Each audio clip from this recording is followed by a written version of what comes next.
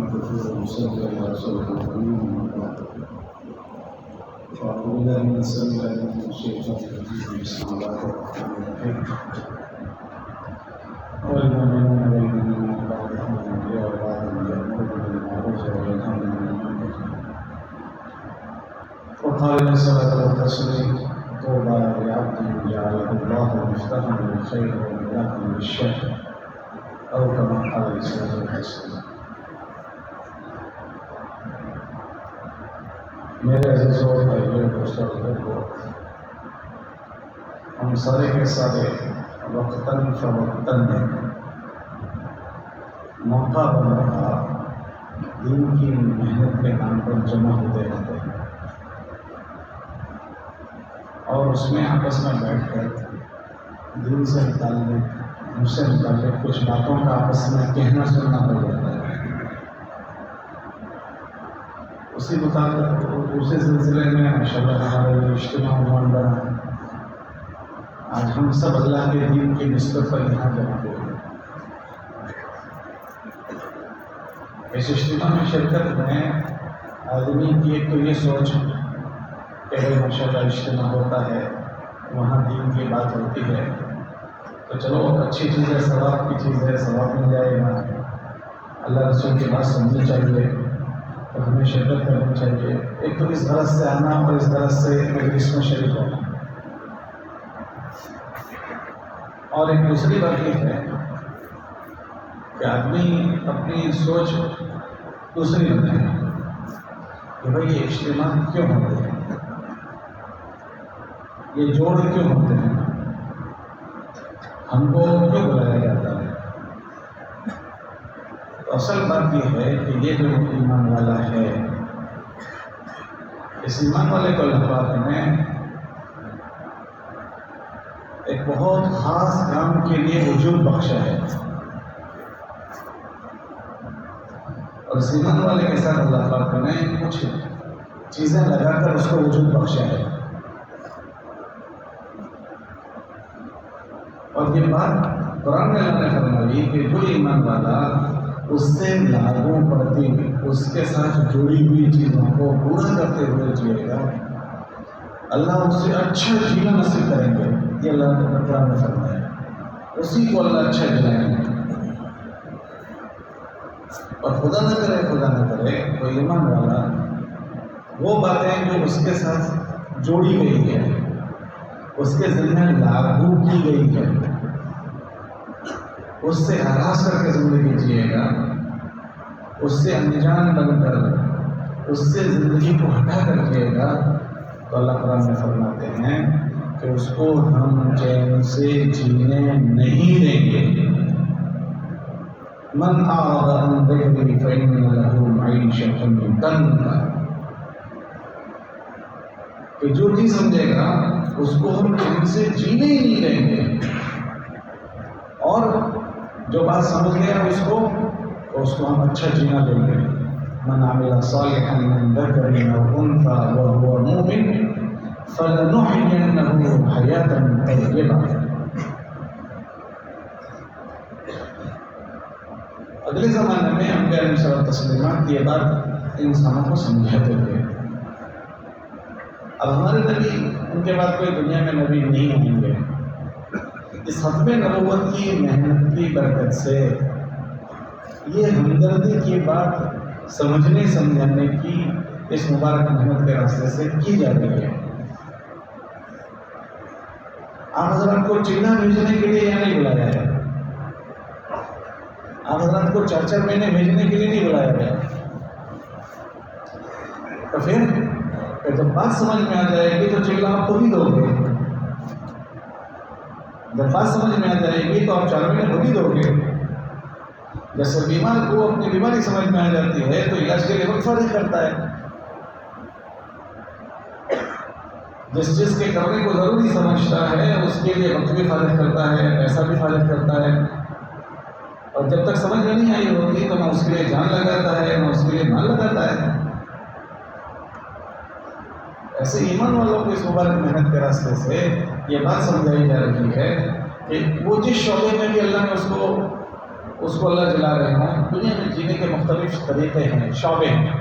کوئی تجارت کے مشغلے کے ساتھ جی رہا ہے، کوئی زراعت کی، کاشتکاری کی، کوئی ملازمت کی، کوئی اور مختلف شعبوں میں ایمان والا جی رہا ہے. تو اس ایمان والے کو ان شعبوں میں مشغولیت کو چھوڑنے کو نہیں کہا کہ وہ ان شعبوں میں اپنی مشغولیتوں کو چھوڑ دیں. یہ تاجر نہ بنے، یہ ملازم نہ بنے، یہ کاشتکار نہ بنے، ایسا نہیں کہا. یہ دنیا دارالاسباب ہے، اس میں ہر ایک کو مشغول ہونا پڑے گا. اللہ نے اس میں بھوک پیدا کی ہے اور بھوک کو پورا کرنے کے لیے اللہ نے کھانا بنایا ہے تو کھانا کھانا پڑے گا. اس دنیا میں اللہ نے پیاس رکھی ہے، اس کو بجھانے کے لیے پانی اللہ نے بنایا تو پانی پینا پڑے گا. اس دنیا میں اللہ نے بیماریاں رکھی ہے، اس کے علاج کے لیے اللہ نے دوا بنائی ہے تو دوائی کھانی پڑے گی. یہ دنیا دارالاسباب ہے تو اس میں اسباب میں تو مشغول ہونا پڑے گا.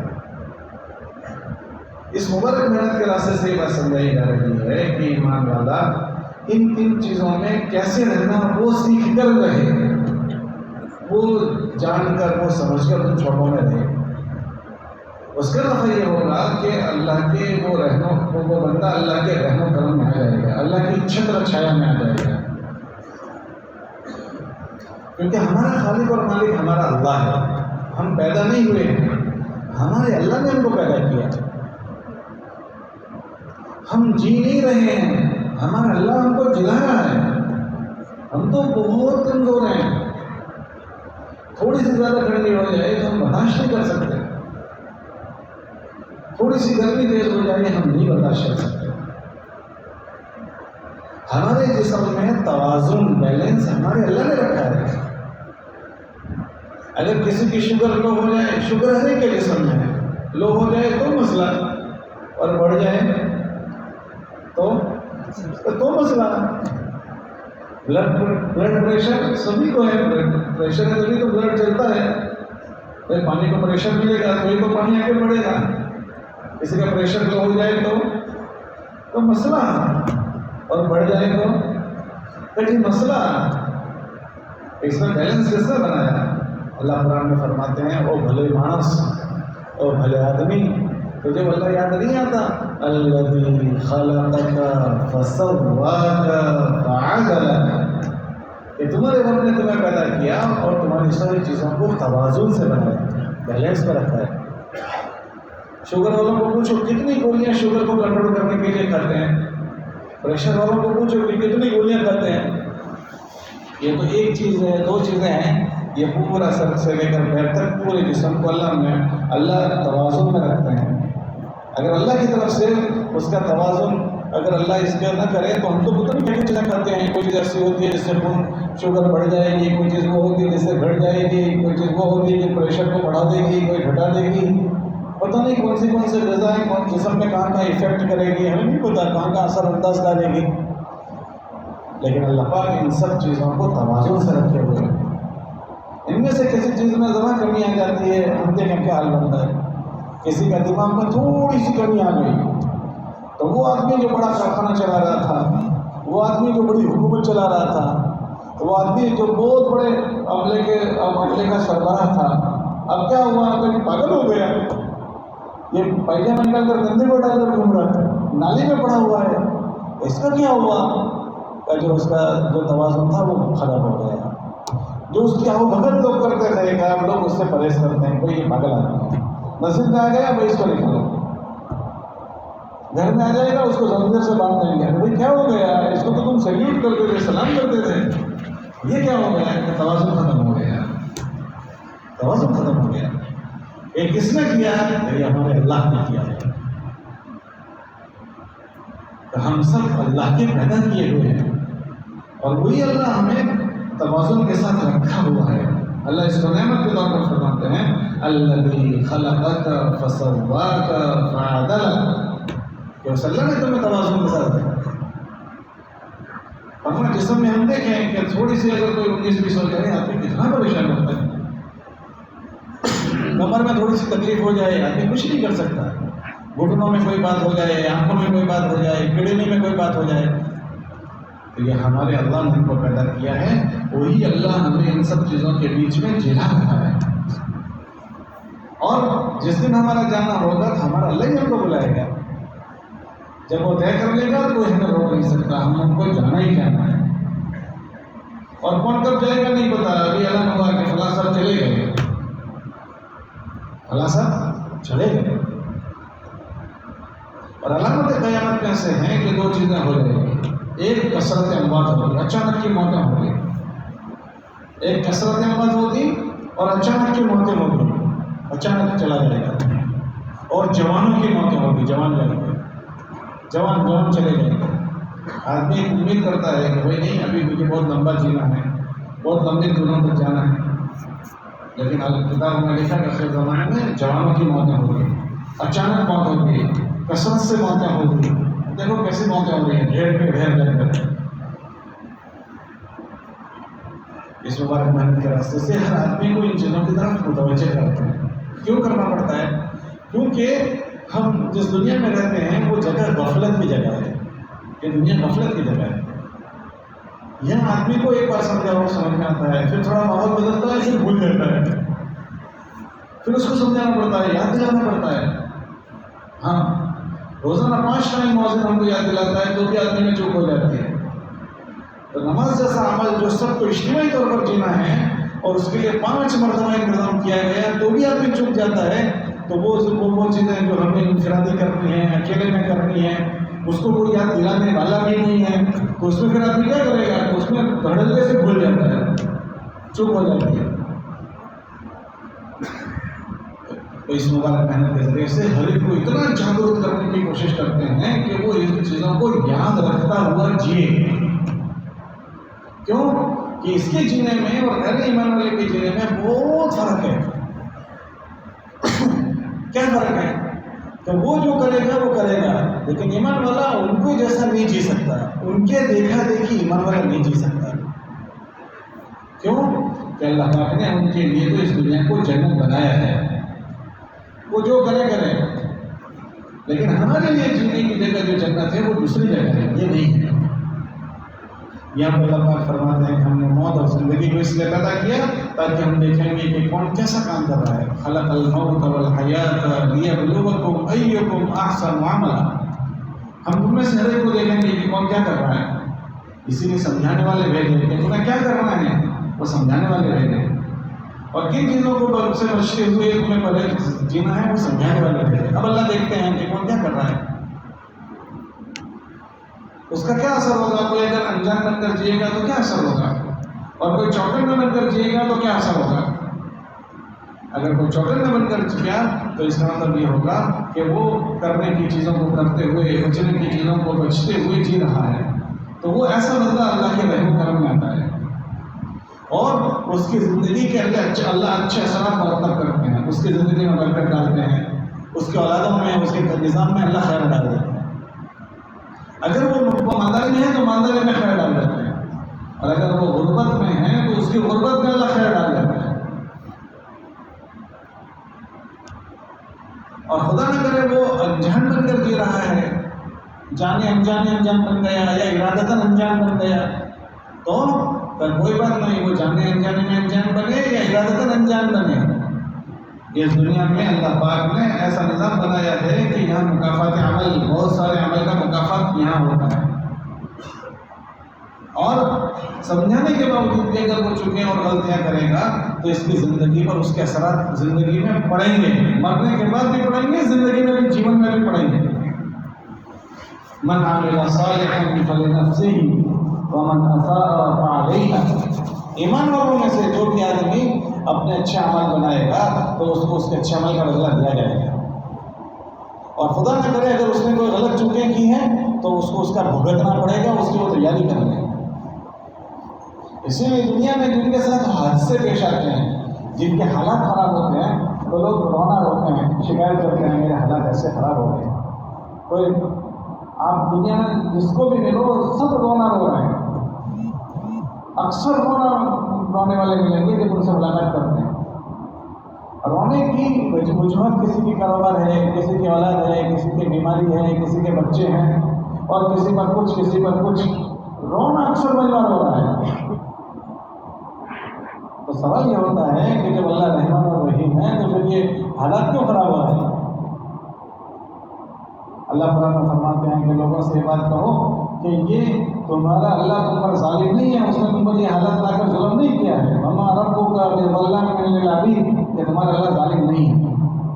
تو پھر ہمارے حالت کیوں خراب ہو گئے؟ اللہ قرآن میں فرماتے ہیں ما اصابکم من مصیبت فبما کسبت ایدیکم، کہ لوگوں سے یہ بات کہو کہ اگر تمہارے حالات خراب ہوئے ہیں تو یہ تمہارے ہاتھوں کے کرتوت ہیں. کیا کرتوت ہیں؟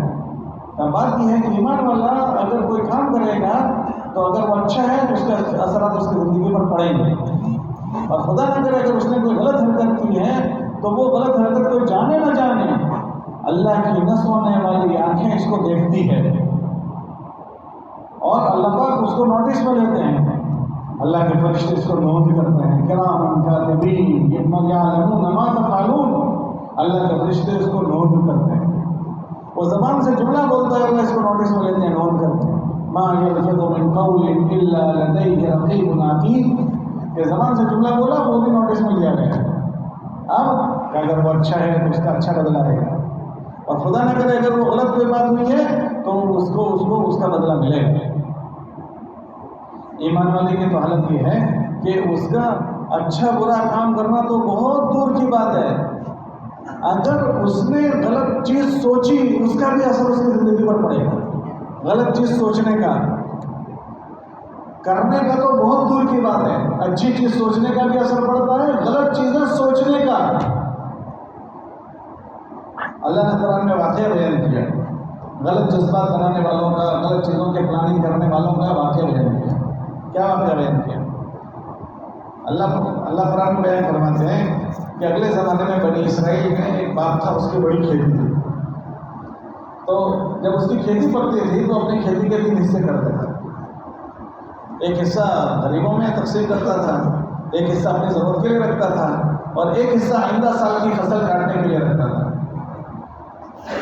تو جو غریبوں کو دیتا تھا وہ ان کے بچوں کو اچھا نہیں لگتا تھا کہ اتنی بڑی کمائی بچوں کو دے دیتے ہیں، ان لوگوں کو ابا تقسیم کر دیتے ہیں. جب ابا کا انتقال ہو گیا تو بھائیوں نے آپس میں مشورہ کیا، اور مشورہ کر کے یہ تجویز کیا کہ اب ابا نہیں رہے ہیں، ہم یہ جو غریبوں کو حصہ دیا جاتا تھا ان کو نہیں لیں گے، اور اب ہم ان کے آنے سے پہلے ہی کھیت کھلیان کو کاٹ کر گھر لے آئیں گے. یہ انہوں نے اپنا پلان بنایا ہے، ابھی کچھ کیا نہیں ہے، یہ ان کے مشورے کی چیز بنی. ایک بھائی جو سمجھدار تھا وہ کہنے لگا ایسا نہیں کرنا چاہیے، یہ غلط بات ہے. لوگوں نے کہا کہ نہیں تو نادان ہے، تو سمجھتا نہیں ہے. سمجھانے والوں کو آج بھی دنیا نادان کہتی ہے کہ تم کو سمجھ نہیں پڑے تو دنیا ایسا ہی رہنا پڑتا ہے. سمجھانے کو ایسے ترجمے کیے جاتے ہیں. جب یہ بات انہوں نے مشورے میں طے کر لی اور اس کا پلان بنا کر وہ صبح میں اپنے کھیت کی طرف گئے، رات کو اپنے کھیت کی طرف. اور جب کھیت کی طرف گئے تو جتنا چلنا تھا اتنا چلا، لیکن کھیت مل ہی نہیں رہا. تو ایک بھائی کہنے لگا کہ شاید ہم راستہ گم ہو گیا، ہم دوسرے راستے پر آ گئے، پٹڑی ہماری بدل گئی ہے، ہم راستہ بھول گئے. بھائی روز آتے ہیں کیسے راستہ بھول گئے؟ تو دوسرا بھائی کہنے لگا نا ہم برابر آئے ہیں، دیکھو نا یہ نشانیاں فلاں اور فلاں. ہاں برابر آئے ہیں، پھر کیا ہوا؟ کھیتی کر گئی ہماری، آج تو اس کی کٹنگ ہوئی تھی، کھیتی نہیں ہے ہوئی. اور جیسے ہی صبح شروع ہوئی تو دیکھا کہ جو کھیتی کی جگہ تھی وہ پوری کی پوری کھیتی جل کر خاکستر ہو چکی ہے. تو سر پکڑ کر بیٹھ گئے کہ یہ کیا ہو گیا. تو جس نے اچھی رائے دی تھی اس نے کہا میں نے تم کو نہیں کہا تھا کہ ایسا مت نیت کرو کہ غلط بات ہو رہی ہے، تم غلط ارادہ کر رہے ہو، غلط سوچ رہے ہو، میں نے تم کو ایسا نہیں کہا تھا. کیوں؟ اللہ نے اس واقعے کو قرآن میں بیان کیا ہے کہ یہ ایمان والوں کی اولاد نے غلط جذبات بنائے، اس کے اثرات ان کے نظام پر پڑنا شروع ہو گئے. آج بھی وہ جگہ یمن میں موجود ہے، کوئلے کی طرح کالی کالی، اس میں انگلی مارو تو اندر پھنس جاتی ہے، انگلی چلی جاتی ہے. لیکن اتنا بڑا وہ کھیتی کا ایک علاقہ، آج بھی اس پر کھیتی نہیں ہوتی، ایک دانہ نہیں ہوتا. کتنے سال ہو گئے؟ ہمارے نبی کو 1400 سال ہو گئے، اور وہ بنی اسرائیل کا واقعہ ہے. تب سے لے کر آج تک وہ زمین ایسی ہوئی. کیا بات ہو گئی؟ یہ کس چیز کا اثر ہے؟ کہ یہ جو اثر ہے وہ اس آدمیوں کے غلط نیتوں کا اثر ان کے اوپر ہے.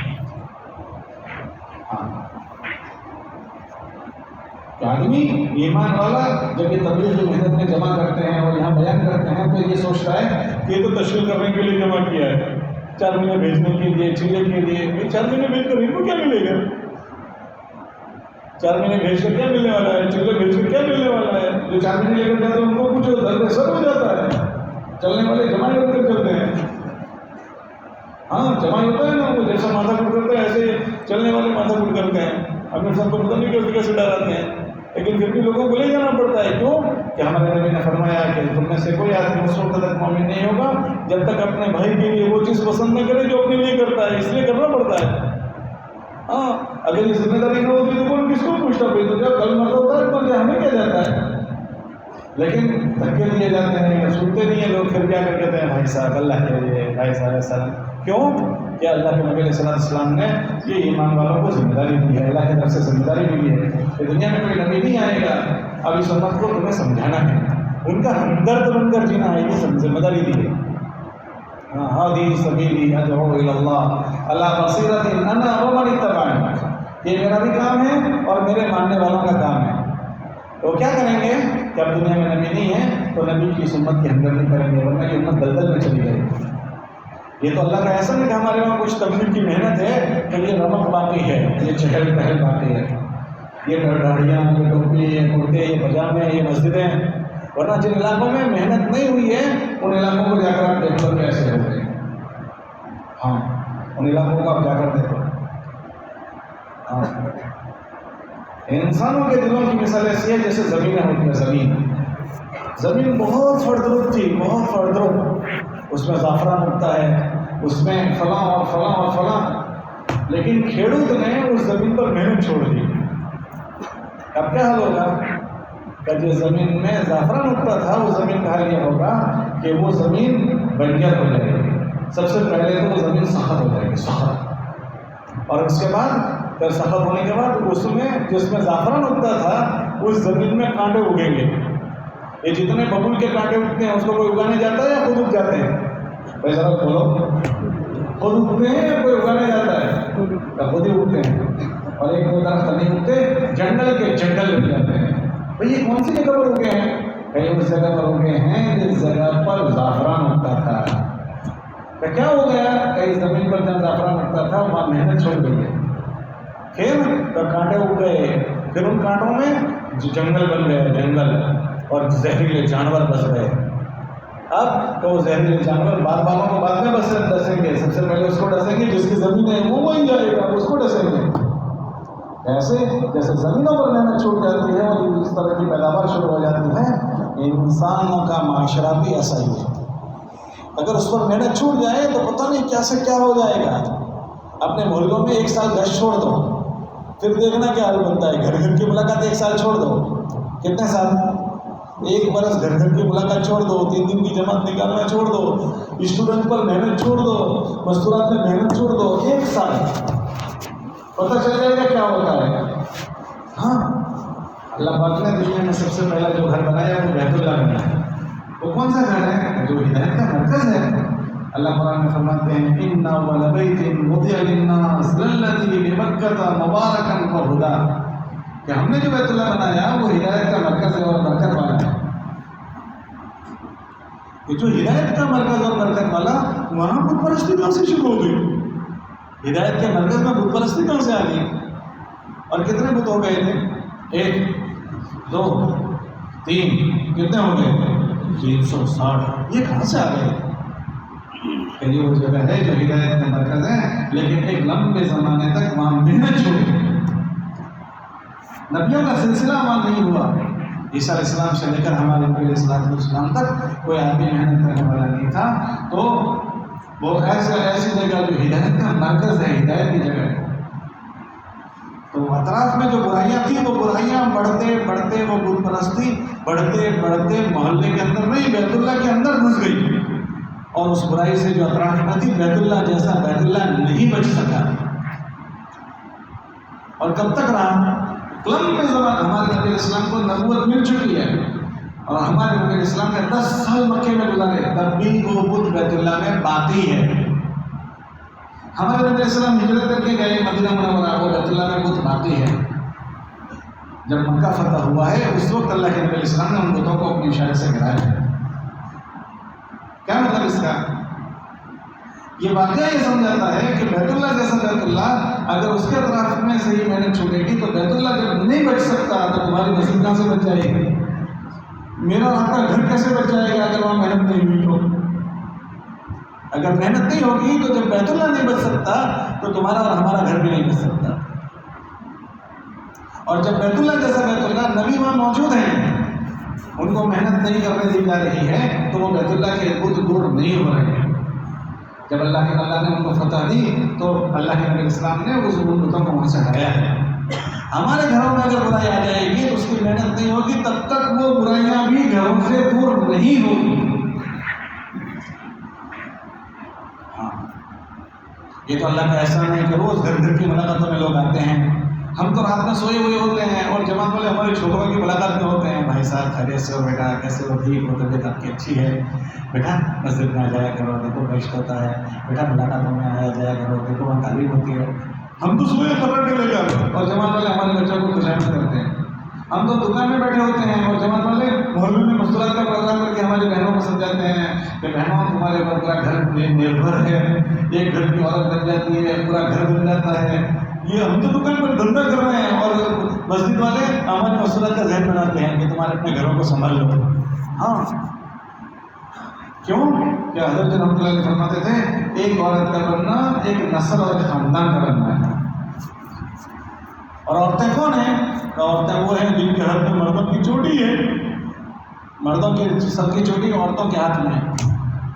اگر وہ صحیح رخ پر ہوئی تو پورا گھر صحیح ہو جاتا ہے اور اگر وہ رخ بدل جائے تو اس کا شوہر اس کے سامنے مجبور ہو جاتا ہے.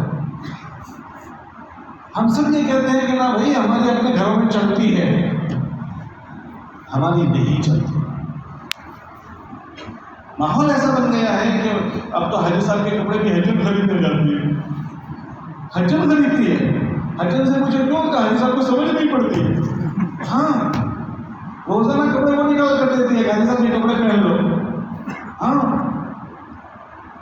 آپ دیکھیں ان کے متعلق آتا ہے کہ وہ کون ہے؟ حبالۃ الشیاطین. شیطان انہیں کے راستے سے آتا ہے. حبالۃ الشیاطین یہ شیطان ان کے راستے سے آتا ہے کہ اگر اس کی سوچ صحیح ہو جائے پورے نسل کی سوچ صحیح کر دیتی ہے. اور خدا نہ کرے اگر وہ ہاتھ سے نکل جائے تو پھر پورے گھر کا ستیہ ناش ہو جاتا ہے. اس کو گھر کی ملکہ کہا، گھر کی ملکہ، گھر کی رانی. بچے جتنے بھی ہیں وہ ہمارا اثر نہیں لے رہے ہیں، عورت کا اثر لے رہے ہیں. اسی لیے جب ہم کسی کو پوچھیں تمہاری بھاشا کون سی ہے تو ہم کیا پوچھتے ہیں؟ تمہاری پترو بھاشا کون سی ہے؟ ایسا پوچھتے ہیں تو کیا پوچھتے ہیں؟ تمہاری پترو بھاشا، تمہاری ماترو بھاشا. کیوں؟ اس کے بابا کی بھاشا الگ ہے نا، بابا کی بھاشا وہی ہے. تو کیوں ایسا پوچھتے ہو؟ پترو بھاشا کیوں ماترو بھاشا کیوں پوچھتے ہو؟ گھر میں پترو نہیں چلتی، ماترو چلتی ہے. مدر ٹنگ چلتی ہے، فادر ٹنگ نہیں چلتی. تو تمہاری مدر ٹنگ کون سی ہے؟ تو ہم تو خراٹے لے کر سوئے ہیں اور ہم گندوں میں ہیں اور اس مبارک محنت کے نظام سے محلے کی مستورات کو جوڑا جا رہا ہے اور سمجھایا جا رہا ہے کہ حضرت بہنوں اپنی یہ فکر کرو، اپنی نسل کی یہ فکر کرو. حالانکہ وہ ذمہ داری کس کی تھی؟ کہ میری تھی کہ اپنے بیوی کا میں ذہن بناتا. یہ ختم نبوت کی ہمدردی کی محنت ہے. ہاں اللہ کا احسان ہوا کہ اس محنت نے ہزاروں بہنوں کو سنبھالا دے دیا، ہزاروں بہنوں کو. اور ان کے سنبھلنے سے ان کی نسلیں سنبھلی ہے، ہمارے رام کے اولادیں سنبھل گئی.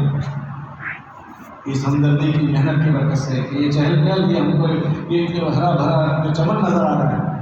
ورنہ جن علاقوں میں یہ چیزیں نہیں ہیں تو ان علاقوں میں جا کر دیکھو.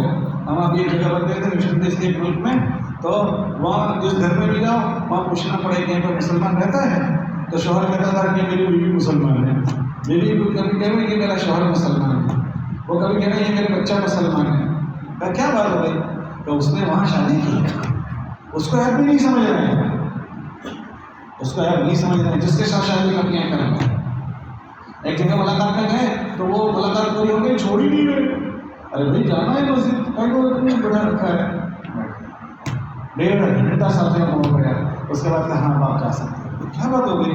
پہلی بات یہ ہے کہ میری بیٹی جو ہے اس کا بوائے فرینڈ ہی آیا ہوا تھا، اس سے محبت کرنے والا، تو وہ ہمارا تو لحاظ نہ کرتا. آپ پرائے لوگ تھے تو آپ کا میری بیٹی لحاظ کرتی، تو آپ کی شرم اس پر پڑے، اس کے لیے 1.5 گھنٹہ کو بٹھائے رکھا. میں معافی چاہتا ہوں کہ گھروں میں آگ لگی ہوئی. یہ تو اس چہل پہل کا نتیجہ ہے کہ ہماری نسل کسی نہ کسی درجے میں مسجدوں میں آنے والی ہوتی ہے. ورنہ مسجدیں جوانوں سے خالی ہوئی پڑی ہے. اللہ پڑھا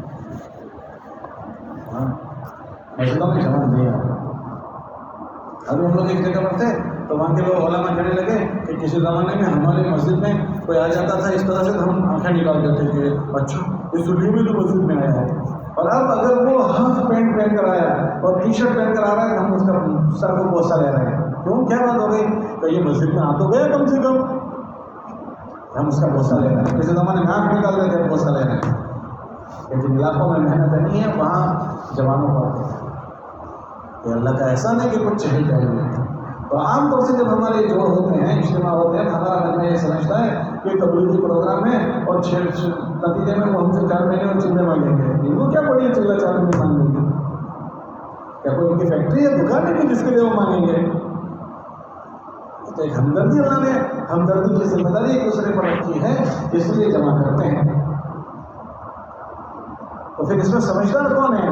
کہ سمجھدار وہ آدمی ہے جو ان کہنے سننے کو تبلیغی کام نہ سمجھے، بلکہ اس کو ہمدردی کی چیز سمجھے اور اس میں جو چیز سمجھائی جاتی ہے اس کو سمجھ پر اس پر پڑھنے کی کوششوں میں لگ جائے.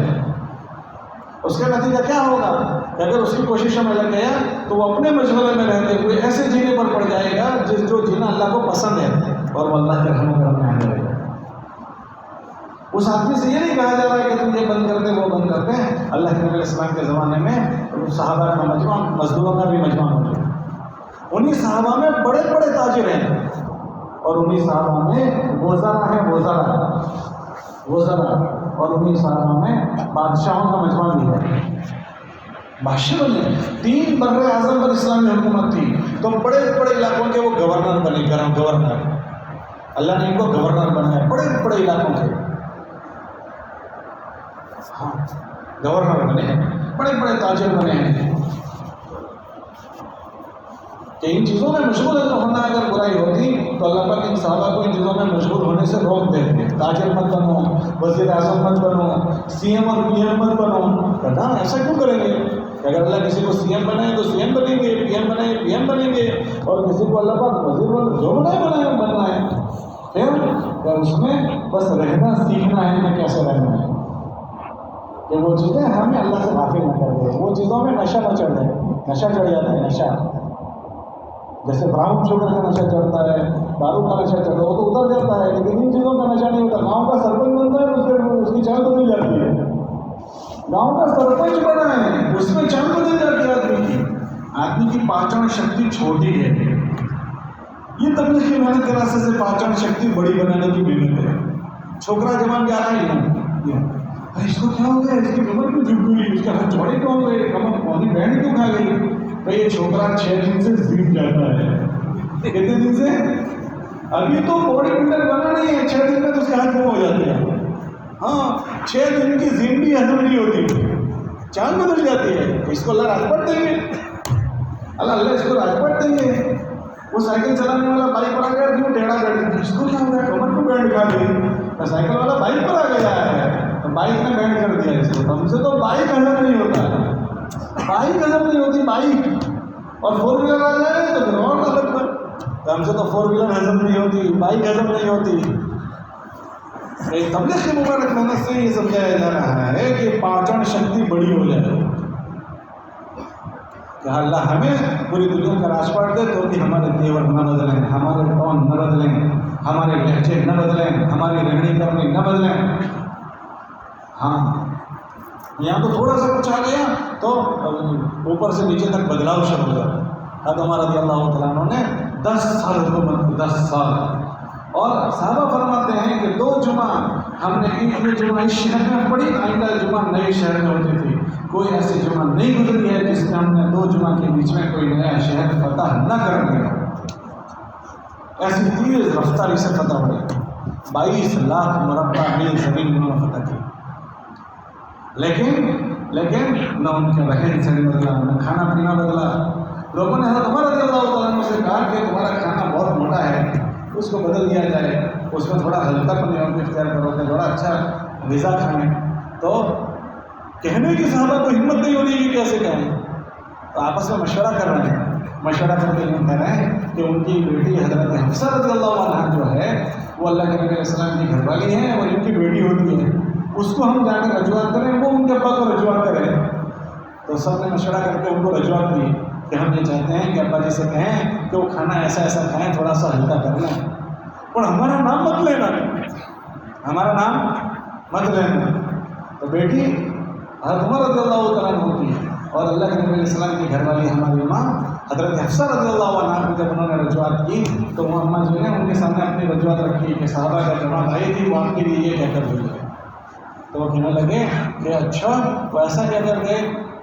پھر وہ کہنے لگے کہ وہ کون لوگ تھے، ان کے مجھے نام بتا دے، اگر تو نام بتا دے تو میں ان کے چہرے سرخ کر دوں۔ فرمایا کہ تم نے نہیں دیکھا میرے نبی علیہ السلام کیسے جیتے تھے، وہ کیا کھانا کھاتے تھے؟ اس کے بعد فرمایا کہ تیرے گھر میں بتا کیا کھانا تھا حضور علیہ السلام کا، تو بتا کہ تیرے گھر میں اللہ کے نبی علیہ السلام کا کیا بچھانا تھا۔ پھر انہوں نے فرمایا کہ میں ان کے لیے کھاٹ بچھا دیتی تھی، تو دوہرا بچھا دی تھی، ایک مرتبہ ڈبل کو میں نے چوہڑا کر دیا، چار کر دیا۔ تو حضور نے صبح فرمایا کہ حفصہ تم نے کیا بچھا دیا کہ جس کی نرمی سے صبح اٹھنے میں مجھے دشواری ہو، ٹاٹ بچھایا ہے، اس کو ڈبل کا یوں ایک اور اس پر پڑ بڑھا دیا۔ تو فرمایا میرے دو ساتھی مجھ سے آگے گئے ہیں، اگر میں ان کی طریقے جینے کے طریقے کو بدل دوں گا تو میں ان تک نہیں پہنچ سکوں گا۔ کون آدمی ہے کہ جس کی 3 کھنڈ پر حکومت ہے، 3 کھنڈ پر۔ کھنڈ جانتے ہو ہمارا بھارت کھنڈ ہے کہ دیش ہے؟ یہ کون سے کھنڈ میں ہے؟ ایشیا میں۔ ایشیا کے کتنے ملک ہیں؟ ایشیا کھنڈ میں کتنے دیش ہیں؟ جی 52۔ افریقہ ایک کھنڈ ہے، ایک ایک کھنڈ میں اتنے ملک۔ تو حضرت عمر کی حکومت کتنے کھنڈ میں ہے؟ کتنے کھنڈ میں؟ 3 کھنڈ میں 22 لاکھ مرد اپنی زمین رہنی کرنی بدلی نہیں، کون نہیں بدلا؟ انہوں نے اپنے زمانے میں آرڈر دے دیا، حکم یہ کیا ہے کسی کا گھر بیت اللہ سے اوپر نہیں جائے گا، بیت اللہ کی تعمیر جتنی ہو اس سے اوپر کوئی نہیں جائے گا۔ کوئی آدمی اپنے مکان بنانے کی ترتیب نہیں بدلے گا، جو حضور علیہ السلام کے زمانے میں ہمارے رہن سہن تھا اسی ترتیب کے ہمارے مکان بنیں گے۔ ان کی حیات تک کسی کا مکان بدلنا نہیں ہے۔ کیا بات ہو گئی کہ ان حضرات نے اپنے جینے کے مقاصد سمجھ لیے تھے کہ یہ اللہ نے دنیا کا نظام بنایا ہے، اللہ نے دنیا کا نظام اور باغ ہمیں ہدایت میں دی ہے تاکہ اس میں رہنا کیسے ہے وہ اللہ نے سمجھایا ہے۔ اگر ایسے رہیں گے تو اس میں ہمارے لیے خوشحالی اور عزت ہے۔ جب بیت المقدس فتح ہو رہا تھا تو بیت المقدس کی فتح کے موقع پر حضرت ابو عبیدہ رضی اللہ عنہ وہاں محاذ پر تھے، تو وہاں کے لوگوں نے کہا کہ اس محاذ کو تم کبھی بھی فتح نہیں کر سکتے ہو، بیت المقدس آپ فتح نہیں کر سکتے ہو، ہماری آسمانی کتاب میں یہ لکھا ہوا ہے کہ محمد صلی اللہ علیہ وسلم کی امت میں فلاں فلاں نام کا آدمی آئے گا، وہ اس کو فتح کرے گا، تو اگر وہ ہے تو ہم اس کو بغیر لڑے چابی دے دیں گے، اور اگر وہ نہیں ہے تو آپ کو جو زور لگانا ہو لگا لو، آپ ہمارا بیت المقدس فتح نہیں کر سکتے۔ تو جب یہ ان کی طرف سے پیغام آیا تو انہوں نے کہا کہ ہمارے امیر المومنین وہی آدمی ہیں، تو انہوں نے کہا بتاؤ آپ کو بلاؤ، ہم ان کو دیکھیں گے، اگر ہماری کتابوں میں جو ان کی علامات لکھی ہیں وہ ہے تو ہم بغیر لڑے چابی دے دیں گے، اور وہ نہیں ہے تو پھر ہم دیکھ لیں گے۔ تو حضرت عمر رضی اللہ تعالیٰ کو یہ پیغام پہنچا تو آئے، تو جس اونٹنی پر سوار ہو کر آ رہے ہیں تو اس میں ان کا خادم تھا، انہوں نے آپس میں باری بنا لی تھی، باری یہ بنائی تھی کہ اتنے کلومیٹر یا اتنے میل میں سوار ہوں گا تو اونٹ چلانا، اور جب تو تھک جائے گا تو سوار ہو جانا، میں اونٹ کو چلاؤں گا۔ اللہ کی شان، جب بیت المقدس پہنچنے کا وقت آیا، جس کے دیواروں پر سے اس کے پادری پاؤں ان کو دیکھ رہے تھے کہ وہ آ رہے ہیں، اس وقت حضرت عمر رضی اللہ تعالیٰ کے چلنے کا ٹائم ہے اور غلام کے بیٹھنے کا ٹائم ہے۔ صحابہ کا مجمع ان کے پاس پہنچے جمع، اور انہوں نے کہا کہ یہاں کے لوگ یہ بلاد شام کے لوگ ہیں، بڑے بڑے نزاکتوں والے اور بڑی نزاکتوں والے ہیں، آپ جس اٹھنی پر آئے ہیں وہ اٹھنی تو ایسی ایسی ہے، آپ ایسا نہ کریں کہ ہم اس کے بجائے آپ کے لیے فلاں چیز لائیں اس پر آپ سوار ہو جائیں، اور آپ کا جو کرتا ہے اس پر تو بہت ٹھیکڑے لگے ہوئے ہیں، پیبند لگے ہوئے ہیں، آپ اس کے بجائے یہ کپڑے پہن لیں۔ تو انہوں نے منع کیا، لیکن جب انہوں نے اصرار کیا تو وہ کپڑے بدل دیے اور سواری بدل دی۔ جیسے ہی سواری پر بیٹھے تو ایک دم چھلانگ لگا کر اتر گئے اور کہا لاؤ بھائی ہمیں ہماری پرانی سواری دے دو اور ہمارے وہی کپڑے۔ اور اس کے بعد یہ فرمایا کہ جیسے ہی میں نے یہ دیکھا میرا اندر کی کیفیت بدلی ہوئی محسوس ہوئی۔ جب آدمی کپڑے بدلے پہنتا ہے تو ذرا اس کی اندر کی کیفیت بدل جاتی ہے، نئے جوتے پہنے تو، نئی بائک آ جائے تو، نئے کپڑے پہنے تو اچانک پر اس میں اثر پڑتا ہے، مالدار بن جاوے تو، کوئی سیٹ صاحب اس کو سلام کر دے تو، کوئی سیٹ صاحب دعوت کر دے تو، ہاں کوئی کلکٹر صاحب نے سلام کر دیا تو اس کے ٹون بدل جاتا ہے، یار انہوں نے سلام کر دیا۔ تو کہا میں نے جیسے کپڑے پہنے میرا دل بدلا ہوا پایا۔ تو اب آپ یہ چاہتے ہیں کہ ان کے سامنے میں ان کپڑوں کی وجہ سے میرا روب پڑے؟ تو اس کے بعد ایک تاریخی جملہ فرمایا، اعزنا اللہ بالاسلام، ہماری عزت ان گھوڑے گدھوں سے نہیں ہے، ہماری عزت ان کپڑوں سے نہیں ہے، یا پھر اللہ نے ہمیں اسلام سے عزت دی ہے، اعزنا اللہ بالاسلام، ہمیں اللہ نے جو عزت دی ہے وہ اسلام سے دی ہے۔ لو نطلب العزت بغیر الاسلام اذلنا اللہ، اگر اس کو چھوڑ کر اور کسی شکل سے ہم عزت اللہ ڈھونڈنے جائیں گے اللہ ہمیں ذلیل کر دے گا، اللہ ہمیں ذلیل کرے گا۔ اسی شکل میں جا رہے ہیں، انہوں نے دیکھا کہ ہاں نشانیاں پوری ہو رہی ہے، میری بچہ گیا ہوگا، اللہ نے ہماری عزت اس میں رکھی ہے۔ اس مبارک محنت کے راستے سے ہر ایک چیز ہمدردی کی جاتی ہے کہ اگر خوشحالی کی زندگی چاہتے ہیں تو اپنی ان شکلوں میں اللہ کی مرضی کو داخل کرنا ہم سیکھیں۔ اس لیے کہ ایمان والا اس کا عمل تو بہت دور کی بات ہے، اس کے دل میں آنے والے جذبات بھی اس کی زندگی پر اثر ڈالتے ہیں۔ ہاں اگر اس نے اپنے آپ کو کنٹرول کرتے ہوئے جینا نہیں سیکھا تو وہ اس دنیا میں جو فساد ہے، جو اس دنیا میں برائی ہے، اسی برائی کے اثرات ہم پر بھی پڑیں گے، اس کے اثرات کے مطابق ہم کام کریں گے، باتیں کریں گے، ہم کبھی بھی خوشحال نہیں ہو سکتے۔ حضرت شیخ نے فضائل حج میں واقعات لکھے کہ ایمان والوں کے اثرات کیسے پڑتے ہیں۔ واقعات دیکھیں، قافلہ بیت اللہ کی طرف جا رہا ہے، درخت کے نیچے قیام ہے، ایک بہت خوبصورت پرندہ آ کر قریب میں بیٹھا ہوا ہے، سب اس کی تعریف کر رہے ہیں، واہ واہ کیسا مزے کا ہے، واہ واہ۔ کافی دیر بیٹھا رہا، ایک دم اچانک اڑ کر چلا گیا۔ تو قافلے کے سردار نے ساتھیوں سے پوچھا کہ بتاؤ کس کی نیت خراب ہوئی؟ فوراً ایک ساتھی کہنے لگا میری نیت خراب ہوئی، میرے جی میں آیا میں پرندے کو پکڑ لوں، میں پرندے کو، کہ جب تک اس کی نیت خراب نہیں ہوئی تھی وہ پرندہ سکون سے بیٹھا تھا، جیسی نیت خراب ہوئی اس کا اثر پرندے پر پڑا، پرندہ اڑ گیا۔ کئی ایمان والوں کی نیتوں کے اثرات اس کی زندگی جیون میں پڑتے ہیں۔ مشہور واقعہ ہے، بادشاہ سلامت شکار کو نکلے ہیں اور شکار کا راستہ بھٹک گئے، اور راستہ بھٹک کر کھانے کی تلاش میں جنگل میں جا رہے ہیں، دیکھا کہ انار کا باغیچہ ہے۔ غلام سے کہا کہ بھائی اپنی اوڑکھان نہیں کرائی کہ میں اس دنیا کا راجپاٹ میں بادشاہ سلامت ہوں، کہا کہ میں ایک مسافر آدمی ہوں، راستے سے راستہ بھٹک گیا، ساتھیوں سے بھٹک گیا ہوں، کچھ کھانا ہو تو دے دیں، یہ انار کا رس پلا دیں۔ غلام نے انار توڑا اور یوں نچوڑا، پورا رس بھر گیا، لو بادشاہ سلامت پی لیجیے، جی مسافر پی لیجیے۔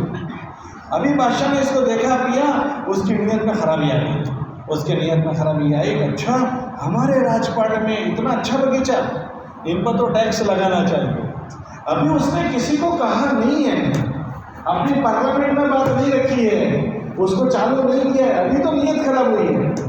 بادشاہ سلامت نے یہ نیت خراب ہونے کے بعد کہا بھائی اور ایک گلاس پلا دو۔ تو اس غلام نے انار لیا، نچوڑا تو دیکھا کہ گلاس نہیں بھر رہا ہے، پھر دوسرا لیا، نچوڑا، دو انار نچوڑے تو ایک گلاس بھرا ہے۔ تو ایک دم بادشاہ سلامت سے غلام سے پوچھنے لگے کہ بھائی کیا بات ہے، پہلے تو ایک ہی انار میں گلاس بھر گیا تھا، دو توڑنے پڑ رہے ہیں۔ تو غلام اللہ والا تھا، اس نے کہا کہ ایسا لگتا ہے کہ ہمارے بادشاہ کی نیت خراب ہو رہی ہے، ہمارے بادشاہ کی نیت خراب ہوئی ہے۔ بادشاہ سمجھدار تھا، فوراً نیت ٹھیک کر لی اور کہا بھائی ہمارے گلاس پلا دو۔ تو اس نے انار توڑا، یوں نہیں توڑا، پھر گلاس بھر گیا۔ کہ جی کیا بات ہے، کہ لگتا ہے بادشاہ کی نیت ٹھیک ہو گئی ہے۔ وہ نہیں جانتا میرے سامنے کھڑا ہوا بادشاہ ہے۔ یہ مثالیں ہیں سمجھنے کے لیے۔ ہمارا جو نظام ٹوٹتا ہے وہ ہماری گندی نیتوں پر۔ کتابوں میں آتا ہے 2 پارٹنر کے کاروبار ساتھ شروع کرتے ہیں، ان کا تیسرا پارٹنر اللہ ہوتا ہے۔ ما لم یخن، جب تک ان میں سے کسی کی نیت خراب نہ ہو. جب کسی کی ایک کی نیت خراب ہوتی ہے اللہ بیچ کی پارٹنرشپ میں سے نکل جاتے ہیں. اب ان کا پارٹنر شیطان ہو جاتا ہے, وہ ان کو مکرس ہو جاتا ہے, اس کے ساتھ چیٹنگ کرو, اس کے ساتھ اس کی برکت ختم ہو جاتی ہے. کہ ہماری زندگیوں کی اثرات ہمارے جیون پر پڑتے ہیں, ہمارے چھوکروں پر ہمارا اثر پڑتا ہے, ہمارے بیوی پر ہمارا اثر پڑے گا. ایسا نہیں ہوتا کہ ایسی وہ خیانت کر لیں. ایک صاحب اپنے گھر گئے, دیکھا ارجنٹ ہو رہی ہے. جی ارجنٹ کیا بات ہے, کیوں ہو رہی ہو؟ وجہ بات یہ ہے ہمارے گھر میں تو اولاد نہیں تھی, ہم نے ایک چھوکرا چھوٹا سا تھا, اس کا کوئی لاوارث تھا, جس کو ہم نے گود لے لیا تھا. وہ ہمارے گھر میں پلا بڑا جوان ہوا, تو وہ جوان ہو گیا. آج اس لڑکے نے گھر میں آ کر غلط نیت سے میرا ہاتھ پکڑ لیا. اس میں ہو رہی ہے کہ جس کو ہم نے پالا پوسا پروان چڑھایا اس نے ہی حرکت کی, اس پر میں ہو رہی ہوں. تو وہ کہنے لگے ان کے مرد کہ وہ رونے لگا. بھجن کہنے لگی کہ آپ کیوں رو رہے ہو؟ کہتی مسئلہ یہ نہیں ہے کہ لڑکے نے ہاتھ پکڑ لیا, قصور میرا ہے. جی آپ کا کیا قصور ہے؟ آج دکان پر ایک لڑکی چوڑیاں خریدنے کے لیے آئی تھی, مجھے اچھی لگی تو میں نے اس کو چوڑی پہنانے کے بہانے سے اس کا ہاتھ وہاں پکڑا تھا. اس نے وہاں پکڑا, یہ ہاتھ پکڑنے والا پیدا ہو گیا, ورنہ وہ لڑکا تو روز وہاں رہتا تھا. آج تک اس کے دل میں برائی نہیں آئی. آج کیوں برائی آئی؟ کیا برائی ڈالی گئی ہے, برائی ڈالی گئی. سر یہ دو بھائی 50 سال سے ساتھ میں رہ رہے تھے, 51 سال میں کہتا ہے میرے جنازے میں مت آنا. ارے یہ کیا بات ہو گئی؟ دو سگے بھائی, ایک ماں کی چھاتی سے دودھ پیا ہے, ایک تھالی میں کھانا کھایا ہے, اور 51 سال میں کہتا ہے 50 سال تک تو بھائی بن کر رہا, اب بھائی ہو گیا. کہہ رہے میرے جنازے میں مت آنا. کیا ہو گیا؟ دلوں میں دشمنی ڈالی گئی ہے, دلوں میں دشمنی ڈالی گئی ہے. کتابوں میں آتا ہے جب ایمان والا اچھے جیون پر ہوتا ہے تو اللہ آسمان پر اعلان کرواتے ہیں کہ جبرائیل ہم فلاں سے محبت کرتے ہیں, تم بھی ان سے محبت کرو. اور آسمان کے فرشتوں سے کہو کہ اللہ محبت کرتا ہے, تم بھی کرو, اور تم سارے فرشتے ان سے محبت کرو. اور زمین والوں سے کہہ دو کہ تمہارا اللہ اس سے محبت کرتا ہے, تم ان سے محبت کرو. تو اس زمین کی مخلوق میں ان کی محبت, یہاں تک کہ جانوروں میں محبت ڈال دی جاتی ہے. جانوروں میں, ہاں جانوروں میں بلی اور بلی اور مرغی ایک جگہ ہوں گے, اور بلی ہمارے مرغیوں کو نہیں کھائے گی. ہاں اللہ جانوروں کے دلوں میں محبت ڈالتا ہے. اور جب اللہ کی نگاہوں سے کوئی آدمی دیکھتا ہے تو اس کا فیصلہ آسمان پر ہوتا ہے. اللہ جبرائیل علیہ السلام سے کہتے ہیں جبرائیل ہم ان سے ناراض ہوئے ہیں, آپ بھی ناراض ہو جائیں. آسمان کے فرشتوں سے کہو وہ بھی ناراض ہو جائیں, اور زمین والوں سے کہیں وہ بھی. پھر ان کی دشمنی لوگوں کے دلوں میں اور مخلوق میں ڈال دی جاتی ہے. آسمانوں سے دشمنی چلتی ہے. پھر سگی بیوی طلاق مانگتی ہے, جس کو اماں 50 گھر چھان کر لائی تھی میرے چھوکرے کے لیے, یہ نہیں یہ نہیں یہ نہیں یہ نہیں یہ بھی نہیں, یہ 50 لڑکیاں دیکھ کر ایک جو پسند کر کے لائے تھے, وہ خانہ آبادی ہمارے گھر کو آباد کرے گی, وہ خانہ بربادی بن گیا. کہ جو بہو آئی تھی اس نے آگ لگا دی, جو بہو آئی ہے بہو بن کر اس نے گھر میں آگ لگا دی. ارے بھائی تم تو بہت پسند کر کے لائے تھے, لائے تو ایسے ہی تھے لیکن رانگ نمبر لگے گا, لگانی ہے. آسمان سے فیصلہ ایسا ہوا ہے. ہاں اللہ پاک پھر حالات لاتے ہیں. یہ جتنوں کی اولاد ہیں آج مارکیٹ میں آپ دیکھو کہ کسی نے بھی اللہ سے یہ نہیں دعا کی تھی کہ اللہ پاک تو ہمیں نافرمان والا آتے ہیں. بھائی کوئی آدمی آپ سے دعا کرتا ہے کہ اللہ ہمیں نافرمان والا آتے ہیں. اچھا مجھے بتاؤ کہ دنیا میں زیادہ لوگوں کی اولاد فرمان بردار ہے یا زیادہ نافرمان ہے؟ ارے ذرا زور سے بولو بھائی.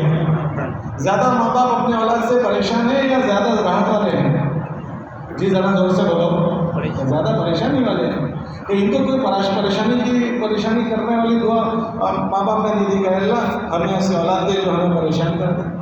کوئی ماں باپ نے ایسی دعا نہیں. ابھی تو شادی نہیں کرتا اس سے پہلے دعا کروانا شروع ہو جاتا ہے مولوی صاحب لوگوں کے پاس کہ دعا کرنا شادی اللہ نہیں اولاد دے دے. حمل کھیرتا ہے دعا کرواتا ہے, دیکھو بیٹی کی امید سے اللہ نہیں اولاد دے دے. اور پھر مدرسہ بھیجتے ہیں, میرے چھوکرا مدرسے کے اللہ نیک بنا دے, تو نیک کی تصویر پڑھتا رہتا ہے اور ساری تدبیر نیک بنانے کی کرتا ہے, اور جب جوان ہو گیا تو نافرمان نکلا. یہ کیا ہو گیا؟ یہ کیا ہو گیا؟ تدبیر تو تم نے یہ اختیار کر دی کہ یہ نہیں ہے. تدبیر کچھ بھی اختیار کی ہو, آسمان سے فیصلے ہوتے ہیں. ہاں آسمانوں پر سے فیصلے ہوتے ہیں. یہ سب چیزیں ہمیں سمجھاتے ہیں کہ ہمارے جیون کی لگام ہمارے ہاتھ میں نہیں ہے. اگر ہمارے جیون کی لگام ہمارے ہاتھ میں ہوتی تو وہ ہوتا جو ہم چاہتے ہیں, اور سب کچھ وہ ہو رہا ہے جو ہم نہیں چاہتے وہ بھی ہو رہا ہے.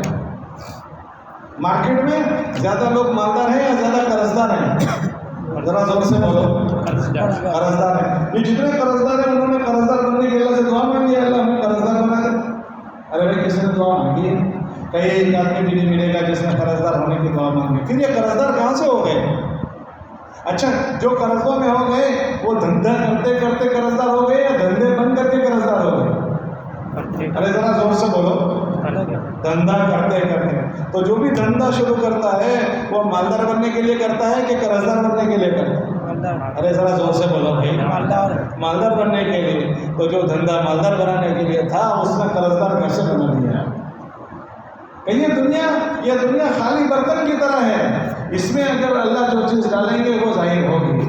برتن میں دودھ بھر دو تو اس کو ٹوٹے تو دودھ نکلے گا. اس میں کوئی پانی بھر دے اس کو خالی کرو پانی نکلے گا. ایسے یہ سارے اسباب دنیا کے جتنے بھی ہیں اگر اللہ اس میں نفع کی شکلیں ڈالیں گے تو ان اسباب سے نفع نکلیں گے. اور اگر اس میں اللہ نے نفع نہیں ڈالا تو وہ شکلیں نقصان ظاہر کرے گی. سکی بیوی دشمن بن جائے گی, سکی اولاد دشمن بن جائے گی. آپ پڑھو بھائی ایسے اولادوں کے روز لکھا ہوگا کہ ماں باپ کو مار ڈالا, بیوی نے شوہر کو مار دیا, شوہر نے بیوی کو مار دیا. یہ جو جرائم ایمان والوں میں کم ہے کیونکہ ان میں روزانہ محنت ہو رہی ہے. اگر ان میں یہ محنت نہ ہوتی تو ایمان والوں میں بھی یہ واقعات روز سیکھنے کو پڑھنے کو ملتے کہ بیوی نے شوہر کے ساتھ پلان کر دیا اور ختم کر دیا, اور ماں باپ نے بچے کے ساتھ یہ کیا, بچوں نے ماں باپ کے ساتھ یہ کیا. جو چیزیں ہم گھروں کی پڑھے وہ ہمارے معاشرے میں بھی آ سکتی تھی, لیکن یہ تو زمینی محنت ہو رہی ہے جس سے ہمارے بچے سنبھلے ہوئے ہیں. ہاں یہ جو چھوٹی چھوٹی محنت ہو رہی ہے نا وہ ان چیزوں کو تھامے ہوئے ہیں. ہم لوگ جے پور میں چلے میں تھے تو ایک مسجد سے جماعت رسول کی اسٹوڈنٹس تھی, تو ان کے بستی والوں سے کہا کہ ان کو امیر دے دو. تو بستی والے کہنے لگے نا بابا ہم ان کے ساتھ نہیں جائیں گے, یہ تو ایسے بچے ہیں ایسے بچے ہیں. اللہ کی شان کوئی ان کو امیر نہیں ملا. تو جماعت میں ڈاکٹر صاحب اور ایک انجینئر صاحب تھے, مشورے سے ان کو کیا کیا تم لے کر جاؤ. وہ 3 دن جا کر آئے. اب ہم دعا کر رہے تھے پتہ نہیں کیا حال ملے گا کہ ان کے ساتھ تو کوئی جانے کو تیار نہیں تھا.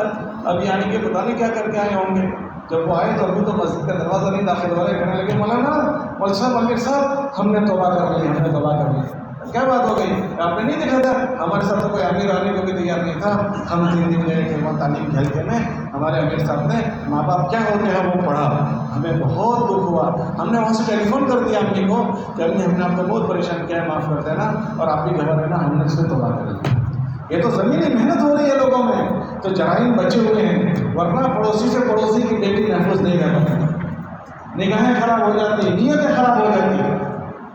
ہاں اور آخر زمانے میں ایسا ہونے والا ہے. تلد الامۃ ربتہا, گھر میں گھر کی عورتیں برائیوں میں مبتلا ہونے والی ہیں.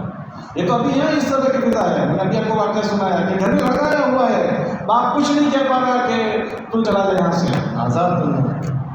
ہاں ہم لوگ ایک مرتبہ ایک سفر میں گئے تھے 2010 میں ریونین. تو ہمارے ساتھ ڈاکٹر اشرف صاحب تھے. ڈاکٹر اشرف صاحب کے ساتھ ہم لوگ تھے.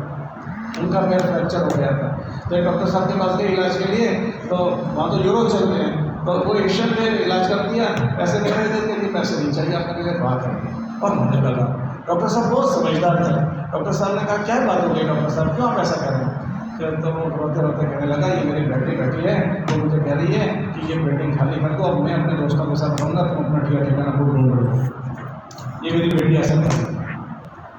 یہ تو زمینی محنت ہو رہی ہے ہمارے محلوں میں, ہمارے بچوں پر, ہماری مستورات پر. دینی کے رواؤ میں یہ ساری چیزیں موجود ہے, ورنہ کوئی کسی سے محفوظ نہیں رہ پاتا. کیونکہ اس دنیا میں سوارتھ ہے, یہ دنیا میں لالچ ہے, اور یہ دنیا میں یہ جو جرائم ہوتی ہے نا اسی سوارتھ میں ہو رہے ہیں. اور جائے کسی کو نہیں سدھار سکتی. اگر کوئی سدھارنے والی چیز ہے وہ اللہ کا ڈر ہے, اس کو اللہ کا ڈر ہے کہ جنگل میں چرواہا بکریاں چلا رہا ہے اور مانگنے والا کہہ رہا ہے کہ بکری ہم کو دے دے, اور اپنے آقا سے یہ کہہ دینا کہ بھیڑیا کھا گیا. وہ اکیلا تنہائی میں یہ کہہ رہا ہے کہ آقا نہیں دیکھ رہا مگر اللہ تو دیکھ رہا ہے. فائن اللہ, اللہ تو دیکھ رہا ہے. کہ دنیا کی ماں کسی کو نہیں روک سکتی. آج دنیا میں بڑی بڑی جیلیں, بھاری بھاری جیلیں بنائی. تو آپ مجھے بتاؤ دنیا کے ترقی یافتہ ملکوں میں جرائم کم ہوئے یا جرائم بڑھ گئے ہیں؟ کم نہیں ہوئے ہیں. یہ مار دھاڑ اور یہ جیلیں جرائم کو نہیں روک سکتی. اگر جرائم کو کوئی روکنے والی چیز ہے وہ اللہ کا خوف اور اللہ کا ڈر ہے. ایک نوالا غلط پیٹ میں چلا گیا, کیا کر کے نکال رہے ہیں, کیا بات ہے؟ کہنے یہ پیٹ میں نہیں جا سکتا ہے, یہ پیٹ میں گیا ہوا نکال رہے ہیں. تو جس کے اندر اللہ کا خوف آ جائے گا وہ سگے بھائی کی پراپرٹی دفن کرے گا. جس کے اندر اللہ کا خوف آ جائے گا وہ کسٹمر کے ساتھ کھیل لے گا. اللہ کا خوف ہو. اللہ کا خوف ہے جو اتنی امانت داریوں کو پیدا کرے گا. اور ابھی جتنے مسائل سے ہم بچے ہوئے ہیں، جتنے پہلے یہ زمینی جو محنت ہوئی ہے اس محنت نے تھامے رکھا ہے. اور جب یہ چیزیں نہیں ہوتی ہیں تو پھر آسمانوں سے ان کی بربادی کے فیصلے ہوتے ہیں. اب دیکھو لوگ مالدار بنتے بنتے قرض دار ہو رہے ہیں. اچھا جو قرض دار ہو گئے یہ بتاؤ کہ روزانہ جو صبح کرتے ہیں تو ان کی فکر کیا ہوتی ہے؟ ہمارا قرضہ کم ہو جائے اس کی ہوتی ہے یا قرضہ بڑھ جائے اس کی فکر ہوتی ہے؟ ذرا زور سے بولو بھائی. اچھا گھر کا ایک ممبر کم ہونے کی فکر کرتا ہے یا جتنے ممبر ہیں سارے فکر کرتے ہیں؟ ذرا زور سے بولو بھائی. کہ سارے ممبروں کی یہ فکر ہوتی ہے کہ ہمارا گھر کا قرضہ کم ہو جائے اور اسی کی کوشش کے لیے صبح سے گھر سے نکلتے ہیں. لیکن جب شام کو لوٹتے ہیں تو قرضہ بڑھا ہوا ہوتا ہے. روز قرضہ بڑھ جاتا ہے یا کم ہو جاتا ہے؟ ذرا زور سے بولو بھائی.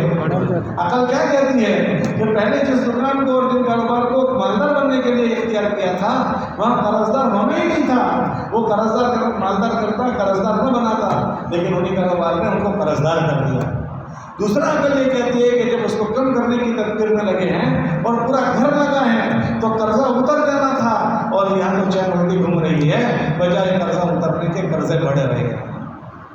یہ باتیں ہم کو سمجھ جاتی ہے کہ ہمارے جیون کی لگام ہمارے ہاتھ میں نہیں ہے، یہ اور کسی کے ہاتھ میں ہے. یہ اور کسی کے ہاتھ میں. اسی کو اس مبارک محنت کے راستے سے سمجھاتے ہیں. مسئلہ چلنے کا نہیں ہے، مسئلہ چار مہینے کا نہیں ہے. چلا چار مہینہ اس لیے دیتے ہیں تاکہ ان باتوں کی سمجھ آ جائے اور ان اچھے طریقوں پر جینا آ جائے اور اپنی ذمہ داریوں کے ساتھ جینے کے مزاج ہمارا بن جائے. ورنہ چلنا مطلوب نہیں ہے، چار مہینہ مطلوب نہیں ہے. یہ ایمان والا اس سے کے ساتھ جو چیزیں لاگو کی ہیں وہ اسے سمجھ میں آ جائے اور اس کو کرتا ہوا وہ جینے والا بن جائے. یہ اس کا مزاج بنانا ہے. جیسے ڈاکٹر بنانے کے لیے میڈیکل کالج میں لے جاتے ہیں اور انجینئر بنانے کے لیے انجینئر کالج میں لے جاتے ہیں، جو چیز سکھانے اس کو اس ماحول میں لے جاتے ہیں. ایسے اس سے لاگو پڑتی چیزیں اس کو سمجھانے کے لیے اس ماحول میں لے جاتے ہیں. دیکھو یہ بچے 3 دن کیا کرائے اور ماں باپ کے متعلق جو بات تھی وہ سمجھ گئے کہ اچھا ماں باپ سے متعلق یہ باتیں توبہ کر کے گئے. ایسے ہزاروں زندگی آپ کو ملے گی کہ جس نے ان کو سنبھالا جائے. ہم نے تبلیغ کو ایکسٹرا چیز سمجھ لیا ہے کہ ٹھیک ہے اس میں کرنے سے ثواب ملے گا، برکت مل جائے گی. مسئلہ برکت اور ثواب کا نہیں ہے. ثواب تو کتے کو پانی پلائیں گے اس سے بھی مل جائے گا، اور برکت تو برکت کا کوئی کام کریں گے اس سے بھی مل جائے گی. مسئلہ برکت اور ثواب کا نہیں ہے، مسئلہ سنبھالا دینے کا ہے. میں ایسا جیتا ہو جاؤں کہ میں اللہ کو پسند آ جاؤں اور میرے اعمال زندگی کے وہ ہو جائیں کہ جس کی وجہ سے میں اللہ کو پسند آ جاؤں، میں اللہ کے نگاہوں سے نہ گروں. ہر آدمی اپنا جائزہ لے صبح سے لے کر شام تک. میں اللہ کی فرما برداری زیادہ کرتا ہوں یا اللہ کی نافرمانی زیادہ کرتا ہوں؟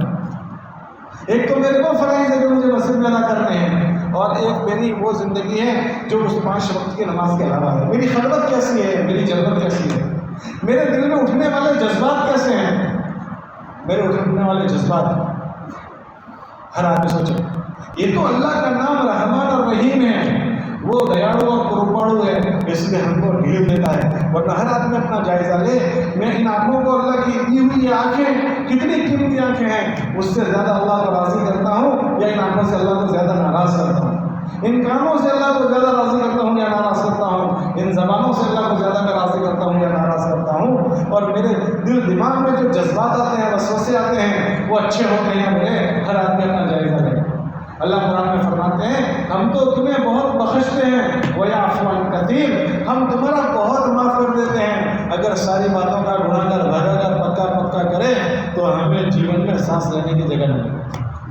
لیکن وہ دیاڑو اور کروپاڑو ہے، اس لیے ہماری باتوں پر اللہ کہہ رہے ہیں ہم معاف کریں. وَيَعْفُو عَنْ كَثِيرٍ، ہم تمہارا بہت جانتے ہیں.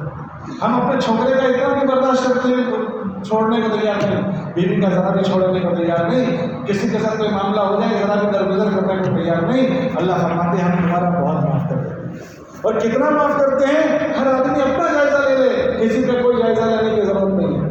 ہر آدمی اپنا سوچ لے کہ میں کیسا ہوں، میں کیسا ہوں، میرے دل میں کیا جذبات ہے، میرے دل دماغ میں کیا پلاننگ بناتا ہوں، میری زبان سے میں کیا بولتا ہوں. آنکھیں میرے کن چیزوں کے دیکھنے میں استعمال ہوتی ہے اور میرے کان کن چیزوں پر سن رہے ہیں. ہر آدمی اپنا سوچے. ایمان والے کے تو ساری چیزوں کے اثرات پڑتے ہیں. اگر اللہ میرا ان سب کا حساب کرے تو پھر میں کیا سانس لے سکتا ہوں؟ لیکن چونکہ اللہ کا نام اللہ رحمان الرحیم، نبی اسی کو سمجھاتے تھے نبی علیہ السلام اسی طور لوگوں کو سمجھاتے تھے. حضرت ابو سفیان سے جب اللہ کے نبی علیہ السلام نے بات کی تو یہ بات فرمائی تھی, اے ابو سفیان, میں جو بات تم کو سمجھا رہا ہوں یہ بات وہ ہے کہ اگر تم قبول کر لو گے تو تمہاری آخرت سے پہلے تمہاری دنیا اس سے سنورے گی. جئتکم بکرامۃ الدنیا والآخرۃ. اے ابو سفیان, میں جو باتیں تم کو سمجھا رہا ہوں وہ باتیں ہیں جو تمہاری دنیا کو سب سے پہلے سنوارے گی اور اس کے ساتھ تمہاری آخرت کو سنوارے گی. کہ دنیا کو بھی سنوارنے کی چیز ہے, یہ وہ چیز نہیں ہے. اکثر ذہنوں میں بات یہ آتی ہے کہ دین کی باتیں تو آخرت کے لیے, مرنے کے بعد کام آنے کے لیے ہے. یہ دھوکہ ہے. مرنے کے بعد کی ایک نمبر 2 کی زندگی ہے. یہ دین کی پابندی والی زندگی کی جو بات ہے وہ اس کا مطلب اللہ جیسی زندگی چاہتے ہیں اس کی منشا کے مطابق ایک تاجر تجارت میں لگے, ایک کاشتکار کاشتکاری میں لگے, ایک ملازم اپنی ملازمت میں اللہ کی منشا پر لگے. اور اگر اللہ کسی کو حکومت کے شعبوں میں پہنچا دے تو ان شعبوں میں وہ اللہ کو ناراض نہ کرے. یہ ایسا جینے والا یہ بن جائے. وہ اوروں کو دیکھا دیکھی نہیں جی سکتا. اوروں کے لیے اللہ نے اس دنیا کو جنت بنایا ہے. وہ جو کرے گا نبھ جائے گا, ہمارا نہیں نبھے گا. ہمارے مسائل کا حل یہ ہے کہ اپنے معاملے کو اپنے اللہ کے ساتھ ٹھیک کیا جائے. اگر کوئی آدمی اپنے معاملے کو اللہ کے ساتھ ٹھیک نہ کرے تو اس کے معاملے کو پوری دنیا مل کر ٹھیک نہیں کر سکتے. اللہ کے نبی علیہ السلام جب مکہ مکرمہ سے ہجرت کر کے مدینہ منورہ گئے تو پہلا پیغام جو دیا تھا اس میں یہ بات مدینے والوں کو سمجھائی تھی کہ جو اپنے معاملے کو اپنے رب کے ساتھ ٹھیک کر دے گا اللہ اس کے معاملے کو مخلوق کے ساتھ ٹھیک کر دے گا. من اصلح ما بینہ و بین اللہ اصلح اللہ ما بینہ و بین خلقہ. کہ جو اپنے معاملے کو اپنے رب کے ساتھ ٹھیک کرے گا اللہ اس کو اور اس کے مخلوق کے بیچ کے معاملے کو ٹھیک کرے گا. سارے مخلوق کے دل اللہ کے دو انگلیوں کے بیچ میں ہے. اللہ جیسے چاہے ایسے پلٹا کرے. مسئلہ یہ نہیں ہے کہ اس نے ایسا کر لیا, مسئلہ یہ ہے کہ مجھ سے کیا ہو گیا کہ وہ میرے لیے ایسا ہو گیا. آج تک وہ ایسا میرے ساتھ نہیں کر رہا تھا, اس نے ایسا کیا ہے. مجھ سے کیا چوک ہوئی ہے, مجھ سے کیا بھول ہوئی ہے, مجھ سے کیا غلطی ہوئی ہے. حاسبوا قبل ان تحاسبوا, کہ اور کوئی حساب کرے اس سے پہلے تم خود اپنا حساب کرنا سیکھو. کہ جب اندر یہ ان چیزوں کا یقین آتا ہے تو کوئی حادثہ پیش آتا ہے آدمی اپنی چیزوں کی طرف دیکھتا ہے. مجھ سے کیا چوک ہوئی ہے, میں نے کیا غلطی کی ہے, مجھ سے کیا بھول ہوئی ہے کہ ایسا ہوا ہے. تو پھر اس کو ریورس آنے کا موقع ملتا ہے. اور جس نے یہ چیزیں نہیں سیکھی ہیں وہ اپنے مسائل کو حل کرنے کے لیے اور اللہ کی نافرمانی کرتا ہے. ہاں, اور اللہ کی نافرمانی کرتا ہے. ایک جگہ حالات تھے تو نماز کا وقت ہوا, گشت والے گھر رہے تھے, نماز کے لیے بلا رہے تھے. تو ایک صاحب کہنے لگے, ارے مسلمان اتنا پریشان ہے, تم کو نماز کیوں پڑھی ہے. وہ کہہ رہا ہے اتنے حالات میں تم کو نماز کیوں پڑھی ہے. یہ نہ سمجھی کی بات نہیں بھائی, وہ حل ہوتا ہے اسی لیے کہہ رہے ہیں. لیکن چونکہ ماحول میں نہیں آ رہے ہیں, یہ اس مبارک کشتوں کی مبارک محنت کے ذریعے اس بات سمجھائی جا رہی ہے کہ آدمی اپنی ذات سے اس معاملے کو گمبھیرتا سے لے اور سمجھے, اور اس لیے ان باتوں کو اپنے گھروں والوں کی ضرورت کی چیز سمجھے.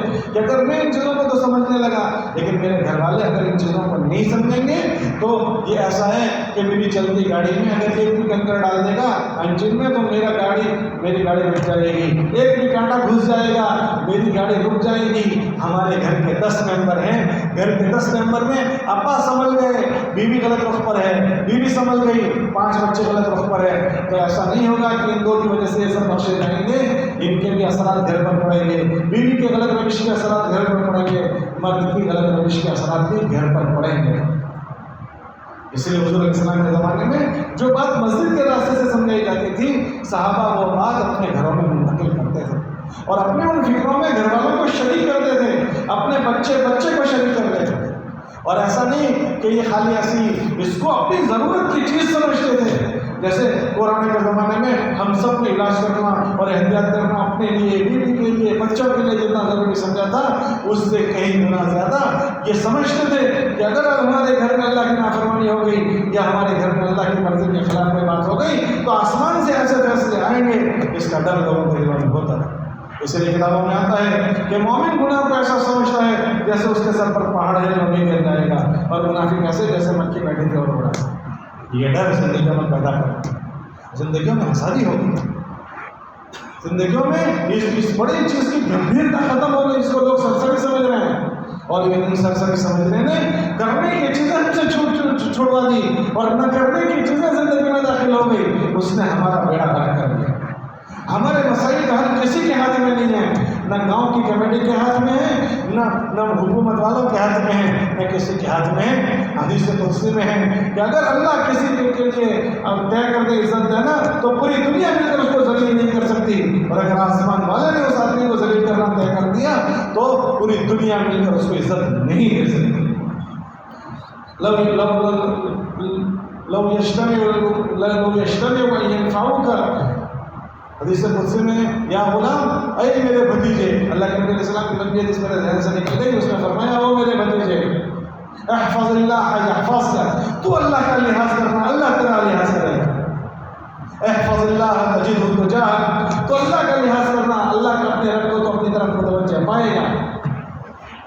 وَعَلَمْ أَنَّ الْأُمَّ لَوْ اجْتَمَعَتْ عَلَىٰ أَن يَنفَعُوكَ، اور یہ بات جان لے کہ اگر یہ امت جمع ہو جائے اس بات پر کہ تجھے وہ نفع پہنچا دے، اور اگر تیرا اللہ یہ طے کر دے تجھے نفع نہیں پہنچانا تو وہ سارے مل کر تجھے نفع نہیں پہنچا سکتے، اور اگر جان لے کہ اگر تیرا اللہ تجھے نقصان پہنچانا طے کر دے اور پوری دنیا مل کر یہ طے کر لے تجھے نفع نقصان نہ پہنچے تو وہ تجھ سے نقصان کو نہیں ہو سکتے۔ اسی لیے آگے فرمایا اذا سألت فاسأل اللہ، جب تجھے کسی چیز کی ضرورت پڑے اپنے اللہ کی مناجات کرنا، وَإِذَا اسْتَعَنْتَ فَاسْتَعِنْ بِاللَّهِ، اور جب اللہ سے مدد چاہنے کی ضرورت پڑے اپنے رب سے مدد چاہنا، کہ جب یہ چیز وجود میں آ جاتی ہے تو پھر اللہ اس بندوں کا ہو جاتا ہے۔ اس مبارک محنت کے راستے سے بات سمجھائی جائے کہ یہ ساری چیزیں خالی اسباب ہیں، اس میں اللہ تاثیر ڈالیں گے تو ہوگی، ورنہ دیکھیں ہاسپٹل میں جانے والے ایک ہی بیماری کے دو پیشنٹ جا رہے ہیں، ایک تندرست ہو کر آ رہا ہے اور ایک علاج کھاتے کھاتے مر کر جنازہ اٹھتا ہے۔ اگر دوائیوں میں خالی شفا ہوتی تو دونوں نے دوائی کھائی ہے، ایک زندہ رہتا اور ایک کیوں مرتا، دونوں زندہ رہنے تھے، کہ دوائیوں میں شفا نہیں ہے۔ کتابوں میں آتا ہے دوائی حالت میں جا کر اللہ سے پوچھتی ہے کہ اس کے لیے صحت کا ذریعہ بنو نہ بنو، اگر اللہ کی طرف سے اجازت ہوتی ہے تو وہ دوا صحت کا ذریعہ بنتی ہے۔ یہ چیز ہمیں اپنے نبی نے سمجھائی ہے، اس مبارک محنت کے راستے سے یہ سب کو سمجھایا جائے، اس کو لوگ بوجھ نہ سمجھیں، اس کو ایکسٹرا چیز نہ سمجھیں، اس کو اپنی ضرورت کی چیز سمجھیں، اور تبلیغ پر کوئی رحم نہ کھائیں، تبلیغ کو کسی کے رحم کی ضرورت نہیں ہے۔ تو پھر کیا کریں؟ ہر آدمی اپنے اوپر رحم کھائیں، ہر آدمی اپنے اوپر رحم کھائیں، اپنے پیر پر کوئی کلاڑی نہ مارے، کہ اگر ان چیزوں کو نہیں سمجھا تو اور کہاں سمجھنے جائیں گے، اور ان چیزوں کے پابند بننا نہیں سیکھا اور کہاں پابند بننے جائیں گے۔ کوئی آدمی اللہ کا کوئی نقصان نہیں پہنچائے گا، کہ ہر ایک آدمی اپنا ہی بھلا اور اپنا ہی نقصان پہنچائے گا۔ کتابوں میں آتا ہے کہ اگر پوری دنیا مل کر اللہ کی نافرمانی پر آ جائیں تو سب کی نافرمانی مل کر اللہ کی خدائی میں ذرا برابر گھٹوتری نہیں کر سکتی، اور اگر ساری دنیا مل کر اللہ کی عبادت پر لگ جائیں تو سب کی عبادت سے خدا کی خدائی میں ذرا برابر بڑھوتری نہیں کر سکتے۔ پھر اپنے اوپر ہی رحم کھانا ہے۔ اس مبارک محنت کے راستے سے ان چیزوں کی ہمدردی کی جا رہی ہے، اپنے اوپر رحم کھاؤ، اپنے سامنے اپنی اولادوں پر رحم کھاؤ، اور ان کو یہ چیزیں گھروں میں بیٹھ کر سمجھاؤ۔ ہمارے گھروں میں یہ چیز منتقل نہیں ہو رہی، ہماری بیویوں میں ہم یہ چیز منتقل کرنے کو ضرورت کی چیز نہیں سمجھ رہے۔ ہمارے بزرگ کیا فرماتے ہیں کہ کم سے کم روزانہ گھر میں 10 منٹ تعلیم تو کر لو بھائی۔ یہ کیوں کیا بات ہو گئی کہ ہمارے گھر میں ساری باتیں ہوتی ہیں، آپ دیکھو ہمارے گھر میں سارے چرچے ہوتے ہیں، اگر میرا گھر اگر خالی ہے تو خالی ہے اللہ رسول کی باتوں سے۔ یہ پورا مجمع سروے کرے، سروے کہ میں اللہ رسول کی بات اپنے گھر میں کب کرتا ہوں۔ میرا گھر ہوٹل بنتا ہے، میں کھانا کھاتا ہوں، میں سوتا ہوں، میرا گھر لاج بنتا ہے، میرا گھر ایمان والوں کا گھر ہے، میرے بچے مسلمان بچے ہیں، مسلمان کیسا ہوتا ہے، مسلمان عورت کیسی ہوتی ہے، مسلمان بچے کیسے ہوتے ہیں، میں نے اپنے گھر میں اس کے چرچے کب کیے۔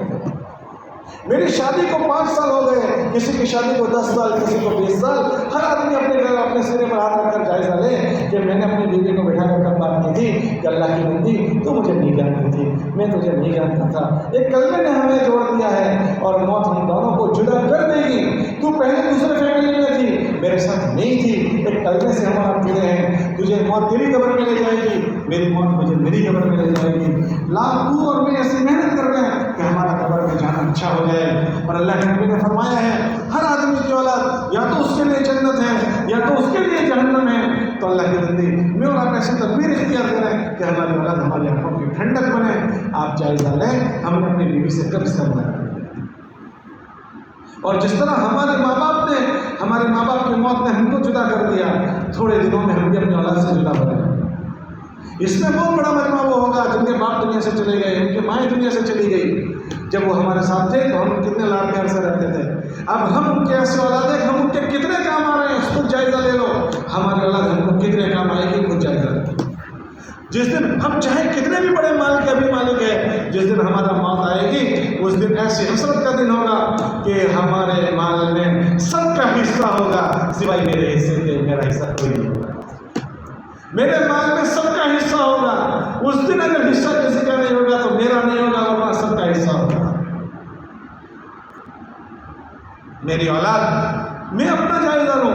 ابھی تو کھیپ اچھی ہے، ابھی تو اچھی ہے، قیامت سے ابھی ہم دور ہیں، ہماری آنے والی نسل اور قیامت سے قریب ہو جائے گی۔ ابھی اس نسل نے جو ماں باپ نے 10 بچوں کو مزدوری کر کے پالا، وہ 10 مل کر ایک ماں باپ کو ابھی نہیں پال سکتے۔ وہ ماں باپ کو تقسیم کر دیتے ہیں، ایک مہینہ اس کے گھر، ایک مہینہ اس کے گھر، ایک مہینہ اس کے گھر۔ ان بچوں کے لیے ہم سب کچھ کرتے ہیں، اور وہ بچے جن کو ہم دیکھ رہے ہیں کہ تقسیم کرتے ہیں، وہ میرے کتنے کام آئیں گے، ذرا تو تصور کریں، ذرا تو جائزہ لیں۔ ہر آدمی یہ سوچتا ہے کہ میری اولاد کام آ جائے گی، تو اپنے باپ کے کتنے کام آ رہا ہے؟ کیا تو ایسے کام کرتا ہے کہ تیرے باپ کو اس کی قبر میں تیری وجہ سے ٹھنڈک پہنچتی؟ میں اپنا جائزہ لوں کہ کیا میری حرکتیں ایسی ہیں کہ میرے باپ کو میری وجہ سے قبر میں راحت پہنچتی ہو؟ حضرت شیخ نے بتایا کہ اس کتاب میں لکھا کہ ہر آدمی کی اولاد یا تو اس کے لیے جنت ہے یا اس کے لیے جہنم۔ میں اپنے ماں باپ کے لیے کیسا ہوں تو میری اولاد میرے لیے کیسے بنے گی، میں نے کیسا پالا ہے ان کو، ہر آدمی اپنا جائزہ لے۔ یہ دنیا تو اللہ نے ایسی بنائی ہے چل چلا، اور روزانہ ہم اپنی موت کے قریب جا رہے ہیں۔ ہو سکتا ہے یہ ہماری زندگی کا آخری سال ہو۔ ابھی مغرب میں دن کا اعلان ہوا، اصل میں ان کو نہیں پتا تھا کہ مغرب میں نہیں ہوگی، اصل میں ان کو نہیں پتا تھا۔ ہر مرنے والے کو ایک پل پہلے نہیں پتا ہوتا کہ میں ابھی ایک پل کے بعد نہیں رہوں گا۔ ہو سکتا ہے اس مہینے میں بہتوں کا یہ آخری سال ہو، بہتوں کا آخری مہینہ ہو۔ ہمارے نبی علیہ السلام نے فرمایا اعمار امتی بین 70 و 60، میری امت کی عمریں 60 اور 70 کے بیچ میں ہوگی۔ بہت کم ہوں گے جو اس کے اوپر جائیں گے۔ ہم اسٹیشن کے قریب ہیں، ہم بمبئی سے آتے ہیں تو بمبئی سے آتے ہوئے بھروچ اترنے والا سورت چھوڑنے کے بعد فوراً سامان سمیٹنے لگتا ہے۔ ارے بھائی کیا بات ہو گئی، اتنے سامان سمیٹتے ہو؟ پہلے بھروچ اترنا ہے، اسٹیشن قریب ہے۔ میں نے کتنا سامان سمیٹا ہے، 60 کے قریب پہنچ چکا ہوں، اور جو 60 کے اوپر پہنچ گئے اس کا تو اسٹیشن اور قریب آ چکا ہے۔ ہمارے نبی نے فرمایا بہت کم لوگ ہیں جو اوپر جاتے ہیں، میں نے کتنا سامان لپیٹا ہے، میرا اسٹیشن آ رہا ہے۔ اچانک پانی کا پکوڑا پھوٹ جائے گا، میں نے کتنی تیاری کی ہے۔ یہ دنیا دھوکے کی جگہ ہے، یہ بھی ایک دھوکہ ہے کہ نہیں ابھی تو تیرے بہت دن باقی ہے، یہ بھی ایک دھوکہ ہے۔ سمجھدار آدمی وہ ہے جو موت کے بعد کام آنے والی چیزوں میں اپنے آپ کو مشغول کرے۔ یہ اللہ نے جان آخرت بنانے کے لیے دی ہے، اللہ نے مال آخرت بنانے کے لیے دی ہے، اولاد آخرت بنانے کے لیے دی ہے، سارے اسباب آخرت بنانے کے لیے دی ہے۔ اس لیے گزارش کی جاتی ہے کہ ہم تبلیغ کی محنت کو ایکسٹرا چیز نہ سمجھیں۔ ہم ابھی اس کو برکت کی چیز سمجھتے ہیں، محلے میں کشتی جماعت کر رہی ہے، ہم ان آنکھوں سے دیکھتے ہیں، لیکن ہم یہ سمجھتے ہیں یہ تو محلے کا ایک عمل ہے، لوگ کر رہے ہیں۔ ملاقات کرنے والوں کو ہم دیکھتے ہیں، ہم ایکسٹرا چیز سمجھتے ہیں، ٹھیک ہے وہ ملاقات کر رہے ہیں، نہ یہ ایکسٹرا چیز نہیں ہے۔ میں اس میں لگوں، اے سی کمرے میں جاتا ہوں مجھے ٹھنڈک پہنچتی ہے، ہیٹر روم میں جاتا ہوں مجھے گرمی لگتی ہے۔ یہ فضا وہ ہے جن فضاؤں میں لگوں گا، میرے اندر اللہ کا خوف آئے گا، اللہ کا ڈر آئے گا، اللہ کے حکموں کے پورا کرنے کی شکتی آئے گی، اور اللہ کے اوامر میں کامیابی کا یقین آئے گا، اور اللہ کی منع کردہ چیزوں میں ناکامیابی کا یقین آئے گا۔ آپ دیکھیں کہ اللہ کے راستے میں جانے والا ایک نماز نہیں پڑھتا ہوتا اور پہلے دن وہ تہجد میں اٹھ جاتا ہے، کیا بات ہو گئی کہ اس ماحول میں آیا ہے۔ ایک چمچ گھر میں نہیں دھوتا تھا، 15 آدمیوں کا کام سیٹ ہوتا ہے، کیا بات ہو گئی کہ اللہ ماحول میں آیا ہے۔ بہت سارے لوگ 4 مہینے سے آنے کے بعد پھر گاڑی پٹری سے اتر جاتی ہے تو بابا ماتم کرتے ہوئے آتا ہے، کیا فائدہ ہوا 4 مہینے بھیجا تھا، نماز بھی نہیں پڑھتا۔ بھائی صاحب شکایت مت کرو، اس کا کوئی قصور نہیں ہے۔ وہ بندہ تو اسی گندے ماحول میں سے گیا تھا جہاں چوری چکاری ہوتی تھی، جہاں لوٹ گھسوٹ گندے ماحول تھا، اس میں سے اس کو لے کر گئے تھے۔ اس 4 مہینے کے ماحول میں وہ تو تہجد گزار بن گیا تھا، وہ 5 وقت کا نہیں، تہجد گزار نفلیں پڑھنے والا ہو گیا تھا، 15 آدمیوں کا تامسٹ ماتھے پر لے کر جاتا تھا، لیکن 4 مہینے کے بعد دوبارہ اس کو وہ ماحول نہیں ملا جس ماحول میں اس کو یہ طاقت ملی تھی۔ کمپنی سے گاڑی نہیں بن کر آئی تھی، لیکن ہائی وے ٹوٹا ہوا ہے، ہائی وے پر کھڈے پڑے ہوئے ہیں اور پتھر پڑے ہوئے کانٹے ہیں، کیا کرے گی؟ کہ نئی گاڑی کو بھی توڑ دے گی، اور اگر پرانی گاڑی ہے، ہائی وے اچھا ہے، چل پڑے گی۔ وہ بچہ تو اتنا سمجھ گیا تھا، گھر کا ماحول گندا ہے، محلے کا ماحول گندا ہے، آپ اس میں یہ سمجھتے ہیں کہ وہ بچہ بزرگ بن کر جائے گا۔ برف کو فریج میں سے نکال دیتے ہیں، باہر نکلتے ہی پگھلنا شروع ہو جاتا ہے۔ باہر پانی رکھا ہے، برف میں رکھتے ہی وہ برف بننا شروع ہو جاتا ہے۔ جس ماحول میں وہ بچہ بنا تھا وہ ماحول گھر میں نہیں ملا ہے، وہ ماحول اس کو محلے میں نہیں ملا، اور آدمی یہ سوچتا ہے وہ جنید بغدادی بنا رہے ہیں، کیسے بنا رہے ہیں؟ حضور علیہ السلام کے زمانے میں جو فکر مسجد میں تھی وہی فکریں گھروں میں ہوتی تھی، تو گھر میں جانے والا انہی فکروں میں رہتا تھا، اس محلے میں وہ فکریں رہتی تھی تو محلے میں کھیلتے ہوئے بچے بھی اسی فکروں میں رہتے تھے، بازار میں وہ فکریں ہوتی تھی۔ حضرت علی رضی اللہ عنہ فرماتے ہیں کہ ہمارے بازار ایسے تھے جیسے ہماری مسجدیں، سوق المسلمین کا مصلاہم، حالانکہ بازار کے متعلق آتا ہے کہ سب سے بدترین جگہ جو ہے وہ بازار ہے، کیوں کہ وہاں سب سے زیادہ اللہ کے غیر کو بولا جاتا ہے، ایسا کرو گے تو ایسا ہو جائے گا، ایسا کرو گے، اسی لیے بازار میں چوتھے کلمہ پڑھنے کی 20 لاکھ نیکیاں ہیں کہ وہاں اللہ کو بولو لا الہ الا اللہ وحدہ لا شریک لہ، کہ وہاں اللہ کا غیر بولا جا رہا ہے، وہاں اللہ کو بولنے کا اجر بڑا ہے۔ تو ایسی جگہ کے متعلق یہ جو سب سے بدترین جگہ ہے، حضرت علی فرماتے ہیں کہ ہماری محنت کے نتیجے یہ تھے کہ ہمارے بازار ہماری مسجدوں کا نقشہ بنا، سوق المسلمین کا مصلاہم، کہ ہمارے بازار ہماری مسجدوں کا نقشہ بنا گئے۔ اس مبارک محنت کے ذریعے سے یہ چاہا جاتا ہے کہ کسی کو ملنگ نہیں بنانا ہے، ملنگ بننا شریعت میں حرام ہے، کہ کوئی ملنگ بن جائے، سنیاسی بن جائے، سنیاسی بننا حرام ہے۔ ہم تو ایک بیوی کی بات کرتے ہیں، ہم تو دوسری کی بات نہیں کر سکتے، صحابہ 4 بیویاں رکھتے تھے، ہم تو ملنگ بنے ہوئے ہیں، ہم تو دو ہمارے دو میں ہیں۔ ایک صحابی فرماتے ہیں 150 بچے اپنے ہاتھ سے دفن کر چکا ہوں میں، راجپاٹ چھوڑنا نہیں ہے، 22 لاکھ مربی مل کے زمینوں کے مالک ہیں، 4 بیویاں ہیں، 150 بچے ہیں، اگر اسی کو ملنگ بننا کہتے ہیں تو 4 بیویوں والے، ہم تو دوسری کی بات نہیں کر سکتے، جینا حرام ہو جائے گا ہمارا۔ اس دنیا میں ملنگ بننے کی تھوڑی کوئی بات ہو رہی ہے، تو بات یہ ہو رہی ہے کہ اللہ جس کو جہاں رکھے وہ جینے کے طریقے سے، ہم نے اس کو ایڈوانس زندگی ننگے ہو جانے کو ہم نے ترقی سمجھی ہے، ننگے ہو جانے کو۔ ہاں، ہم سے بات نہیں جا رہی ہے پیچھے جاؤ، پیچھے کتنے پیچھے جاؤ، آگے نہیں جانا۔ یہ مغرب یورپ میں تو اتنا چمکتا ہوا سورج جا کر بھی ڈوب جاتا ہے، چمکتا سورج جہاں ڈوب جاتا ہے، وہ ہم کو کہاں جلائیں گے، وہ ہم کو کیسے جلائیں گے؟ ہم نے ان کو آئیڈیل بنایا ہے، آئیڈیل بنانے کے لیے کہی جا رہی ہے بات 1400 سال پیچھے چلے جاؤ، 1400 سال پیچھے، کہ بکریوں کے چرواہے انسانوں کے چرواہے بنے تھے۔ تمہارا رضی اللہ عنہ جن کو لوگ ان کے ماں باپ کہتے تھے کہ تجھے اونٹ چرانا نہیں آتا، وہ جس گلی سے گزر رہا ہے ماشاء اللہ نہیں آ رہا، تو 1400 پیچھے چلے گا، وہ تمہارا آئیڈیل ہے۔ یہ آئیڈیل نہیں ہے جو کبھی چڈی کو اوپر کر دیں، کبھی بنڈی کو نیچے کر دیں، کبھی آدھا پائجہ پھاڑ ڈالیں، کبھی بال یہاں سے کاٹ، یہ آئیڈیل ہے، یہ آئیڈیل نہیں ہے، یہ آئیڈیل نہیں ہے۔ ہمارا آئیڈیل کون ہے؟ 1400 سال پیچھے چلے گا۔ من کان مستنن فلیستن بمن قد هو مات، جو اپنا آئیڈیل کسی کو بنانا چاہے وہ 1400 سال پیچھے چلے گا۔ اولئک اصحاب محمد صلی اللہ علیہ وسلم، وہ اصحاب نبی ہیں، ان میں تاجر بھی ہیں، ان میں کاشتکار بھی ہیں، ان میں وزراء بھی ہیں، ان میں حاکم بھی ہیں، ان میں سب ہیں، کہ ایسے پکے تھکے لوگ تھے کہ دنیا کی کوئی چمک دمک انہیں متاثر نہیں کرتی۔ ایک صحابی ایک بادشاہ نے ان کو بلایا کہ کیوں آئے ہو، تو وہ ان کو معلوم کرو کہ ہمارے دیش میں یہ کیوں آئے ہیں۔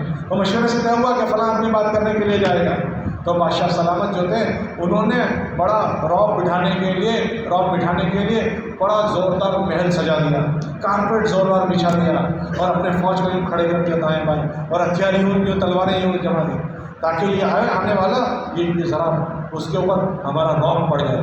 تو یہ صحابی پہنچے، گدھے پر بیٹھ کر پہنچے، اوپر کا جبہ نہیں ہے، پہننے کا جبہ نہیں ہے، اور گدھے پر بیٹھ کر پہنچے تو گدھا ان کا وہ قالین پر پھسلنے لگا، تو ہاتھ میں نیزہ تھا تو قالین کو پھاڑنے لگے، تو وہ غلام دوڑ اے بھائی کیا کر رہے ہو؟ اللہ کی زمین بہت اچھی تھی، یہ پتہ نہیں کس نے بچھا دیا، میرا گدھا پھسلتا ہے تو اس لیے پھاڑتا ہوں کہ پھسلے نہیں۔ جب قریب پہنچے تو وہ کہنے لگے بھائی ایسے نہیں جانے دیں گے۔ تو جانے دینے کی کیا بات ہے، ہم تھوڑی آئے، تمہارے راجا نے بلایا ہے، ہم کو کوئی ملنے کی نہیں پڑی ہے، یہاں تو راجا نے بلایا۔ اچھا راجا نے بلایا، ہمارے تو پتہ نہیں، یہ 6 دن کی ذیم ہضم نہیں ہوتی، راجا بلانے پتہ نہیں، ہم تو جانے سے پہلے ہی مر جائیں گے، راجا صاحب نے بلایا ہے۔ وہ کہہ رہے ہیں کہ ہم نہیں آئے ہیں، ہم کو بلایا گیا ہے، ہمیں کوئی نہیں پڑتی۔ ان سے پوچھ لو آئے نا، ہمیں نہیں بھائی بلاؤ ان کو، ہم نہیں بلایا ہے۔ جا کر وہاں پہنچے تو اب دیکھتے ہیں گدھا باندھنے کی کوئی جگہ ہی نہیں ہے، کہاں باندھیں گے؟ تو دیکھا کہ بادشاہ بیٹھے ہیں تخت پر، وہاں بہت جاڑا تکیا پڑا ہوا ہے، اسے باندھو میرا گدھا بھاگے گا نہیں۔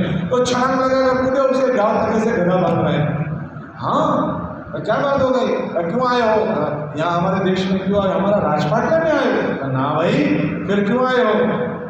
کہ ہم نہیں آئے ہیں، پھر کہ ہمیں ہمارے اللہ نے بھیجا ہے، ابتعثنا اللہ، ہم کو ہمارے اللہ نے بھیجا ہے۔ کیوں بھیجا ہے؟ لنخرج العباد من عبادت العباد الى عبادت رب العباد، بندوں کو بندوں کے غلامی سے نکال کر رب کے غلامی میں داخل کرنے کے لیے۔ ومن جور الادیان الى عدل الاسلام، اور یہ جو ظلم و ستم والا معاشرہ ہے اس سے نکال کر عدل و انصاف والے معاشرے سمجھانے کے لیے۔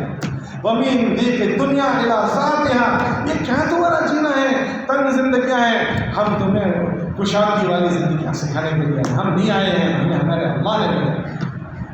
کہ یہ متاثر نہیں ان شکلوں سے، ہم تو اچھی گاڑی آ جائے اس سے راج ٹپکا دیتے ہیں، ذرا بلڈنگ دیکھ لیں اس سے راج ٹپکا دیتے ہیں، ذرا شوگر فوٹیج آ جائے اس سے راج ٹپکا دیتے ہیں، پتہ نہیں ہم کتنے غیر کا تاثر لیے ہوئے۔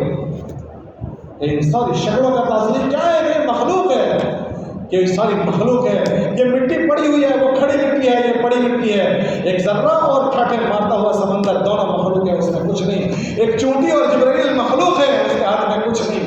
یہ ساری مخلوق کیا کر لیں گے؟ کچھ نہیں، وہ ہوگا جو ہمارا اللہ چاہے گا، اس کا یقین زندگیوں میں ہے، اس کے تاثر کے ساتھ ہم جئیں۔ جب اس کے تاثر کے ساتھ جئیں گے تو پھر ہر چمتکار کے سامنے نمسکار نہیں ہوگا، ہم وہ کریں گے جو ہم جس سے ہمارا اللہ راضی ہوگا، اور ہر اس بات پر سودے نہیں کریں گے کہ جس پر ہمارا دل لبھے گا، ہم وہ کریں گے جو ہمارے نفع کی چیزیں ہوں۔ ہماری معاشرت لوگوں کے تاثر سے خراب ہو گئی، اس مبارک محنت کے ذریعے سے بات سمجھائی جا رہی ہے، اور یہ تبلیغ کے لیے نہیں، اپنے جیون کو خوشحال بنانے کے لیے کہ جو اس نظر پر آئے گا اسی کی جیون اللہ کے رحم و کرم میں آئے گا اور اللہ کی چھتر چھایا میں آئے گا، اور جو ان چیزوں کو نہیں سیکھے گا، اللہ قرآن میں فرماتے ہیں ہم چین سے جینے نہیں دیں گے۔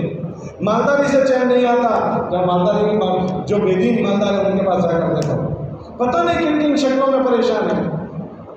اللہ قرآن میں فرماتے ہیں ہمارے لشکر ہیں، لشکر للہ جنود، ہمارے لشکر ہیں، وما یعلم جنود ربک الا ہو، ہمارے ایسے لشکر ہیں کہ ہمارے لشکر کو ہمارے علاوہ کوئی نہیں جانتا، اپنے لشکر کو مسلط کریں۔ یہ زمین اللہ کا لشکر ہے، جیسے اللہ اس کو ہلا دیتے ہیں، آسمان اللہ کا لشکر ہے، پتھر برسا دیں، بجلی گرا دیں، اور ہوا اللہ کے لشکر ہیں، جیسے بڑی بڑی چیزیں اللہ کے لشکر ہیں، ایسے چھوٹی چھوٹی مچھر اللہ کے لشکر ہیں، چونٹیاں اللہ کے لشکر۔ بنی اسرائیل پر اللہ نے چوہوں کو لشکر بنا کر بھیجا، مینڈک کو لشکر بنا کر بھیجا، جیسے ساری یہ چیزیں اللہ کے لشکر۔ میری بیوی بھی اللہ کا لشکر ہے، میرے چھوکرے بھی اللہ کا لشکر ہے، میرا سگا بھائی اللہ کا لشکر ہے، میرا نوکر میری چٹائی لپیٹتے وہ اللہ کا لشکر ہے۔ اللہ ان شکلوں میں سے کسی شکل کو اگر میرے خلاف استعمال کر لے ہم کچھ نہیں کر سکتے۔ اللہ قرآن میں فرماتے ہیں ہمارے لشکر ہیں، اللہ جنود، ہمارے لشکر ہیں، ہم چین سے جینے نہیں دیں گے۔ اللہ کے ساتھ کون جیت سکا ہے؟ اس مبارک محنت کے راستے سے یہ بات سمجھائی جا رہی ہے کہ اللہ سے ہماری صلح ہو جائے اور ہم اپنے معاملے کو اپنے اللہ کے ساتھ ٹھیک کر لیں، پھر کیا ہوگا کہ پوری دنیا اللہ کی ہے، پھر اس دنیا میں وہ ہوگا جو ایمان والا چاہے۔ دریائے نیل کا پانی سوکھا ہوا ہے، اور عمرو بن العاص وہاں کے وزیر نے، لوگ جمع ہو گئے کہ ہمارے دریائے نیل کا پانی سوکھ گیا ہے، اور ہمارے یہاں رواج ہے کہ یہاں لڑکی کو بھیٹ چڑھانا پڑتا ہے، لڑکی کو بھیٹ چڑھاؤ۔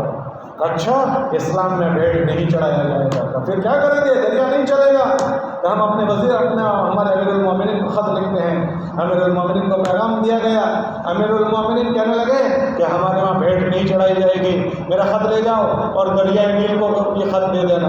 اچھا دریائے نیل میں بھی جان ہے, اس میں جان ہے, وہ بات سمجھے گا, وہ سنے گا. کہا جی وہ اللہ کی مخلوق ہے, اللہ کی مخلوق ہر اس بات کو سننے کی جو اللہ کی سنتا ہے. اس خط میں لکھا گیا اے دریائے نیل, اگر تو اللہ کے حکم سے بہتا ہے تو بہ, ورنہ ہمیں تیری کوئی ضرورت نہیں ہے. اس خط کو ڈالا گیا دریائے نیل میں. دریائے نیل میں 12 ہاتھ پانی چڑھ گیا. مصر والے کہنے لگے کہ اس دن سے لے کر آج تک ہمارا دریائے نیل نہیں سوکھا ہے. کیا بات ہو گئی؟ یہ اللہ کے مخلوق ہے, اس میں کوئی نفع نقصان نہیں ہے. اللہ چاہیں گے تو اس میں سے نفع ظاہر ہوگا. تو اللہ نے اس زمین پر ایمان والوں کو عزت دی ہے. ان کا خط گیا تھا, اس کی کیا مجال ہے کہ وہ اپنے پانی کو روکے؟ کہ اللہ کی مخلوق ہے, ہم اللہ کے لیے ہیں. اللہ نے کائنات ہمارے لیے بنائی ہے. ہم اپنے رب کے ساتھ معاملے کو ٹھیک کر لیں. بنیادی بات صحابہ کا لشکر تیونس پہنچا, تیونس, اور جنگل میں قیام کرنا ہے. تو ان کا امیر اعلان کر رہا ہے اے جنگل کے چرندوں پرندوں سنو, ہم اللہ کے نبی علیہ السلام کے صحابہ ہیں, ہمیں یہاں پڑاؤ کرنا ہے. ہم آپ کو کہہ رہے ہیں کہ جلدی سے جنگل کو خالی کرو, ہمیں یہاں پڑاؤ کرنا ہے.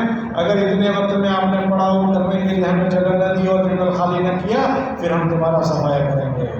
آج بھی وہ مسجد بنی ہوئی ہے, وہاں ان کے نام سے مسجد بنی ہوئی ہے. لوگ دیکھ رہے ہیں کہ ہر جانور اپنے جاندار کو لے کر نکل رہے ہیں. پورا جنگل خالی ہو گیا, صحابہ کے لیے پڑاؤ خالی. کیا چیز ہے کہ یہ مخلوق ہے, اللہ کے تابع ہیں. جیسے زمین اللہ کی مخلوق, ساری مخلوق اللہ کی. مدینہ منورہ میں شیر آ گیا, لوگ گھبرا گئے.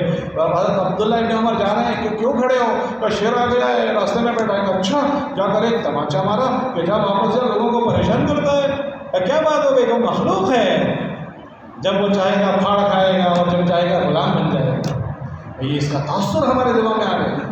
ہم ڈالروں کے اور پیسوں کے متاثر ہو چکے. اللہ نے اس کو نفع کی چیز بنایا ہے, لیکن اس کی بارڈر اللہ نے باندھی ہے.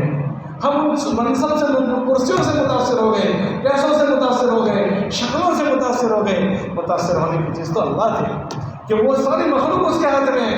اس کو بنانے کے بعد سکھائی جا رہی ہے. مسئلہ چلوں کا نہیں ہے, مسئلہ چل دینے کا نہیں.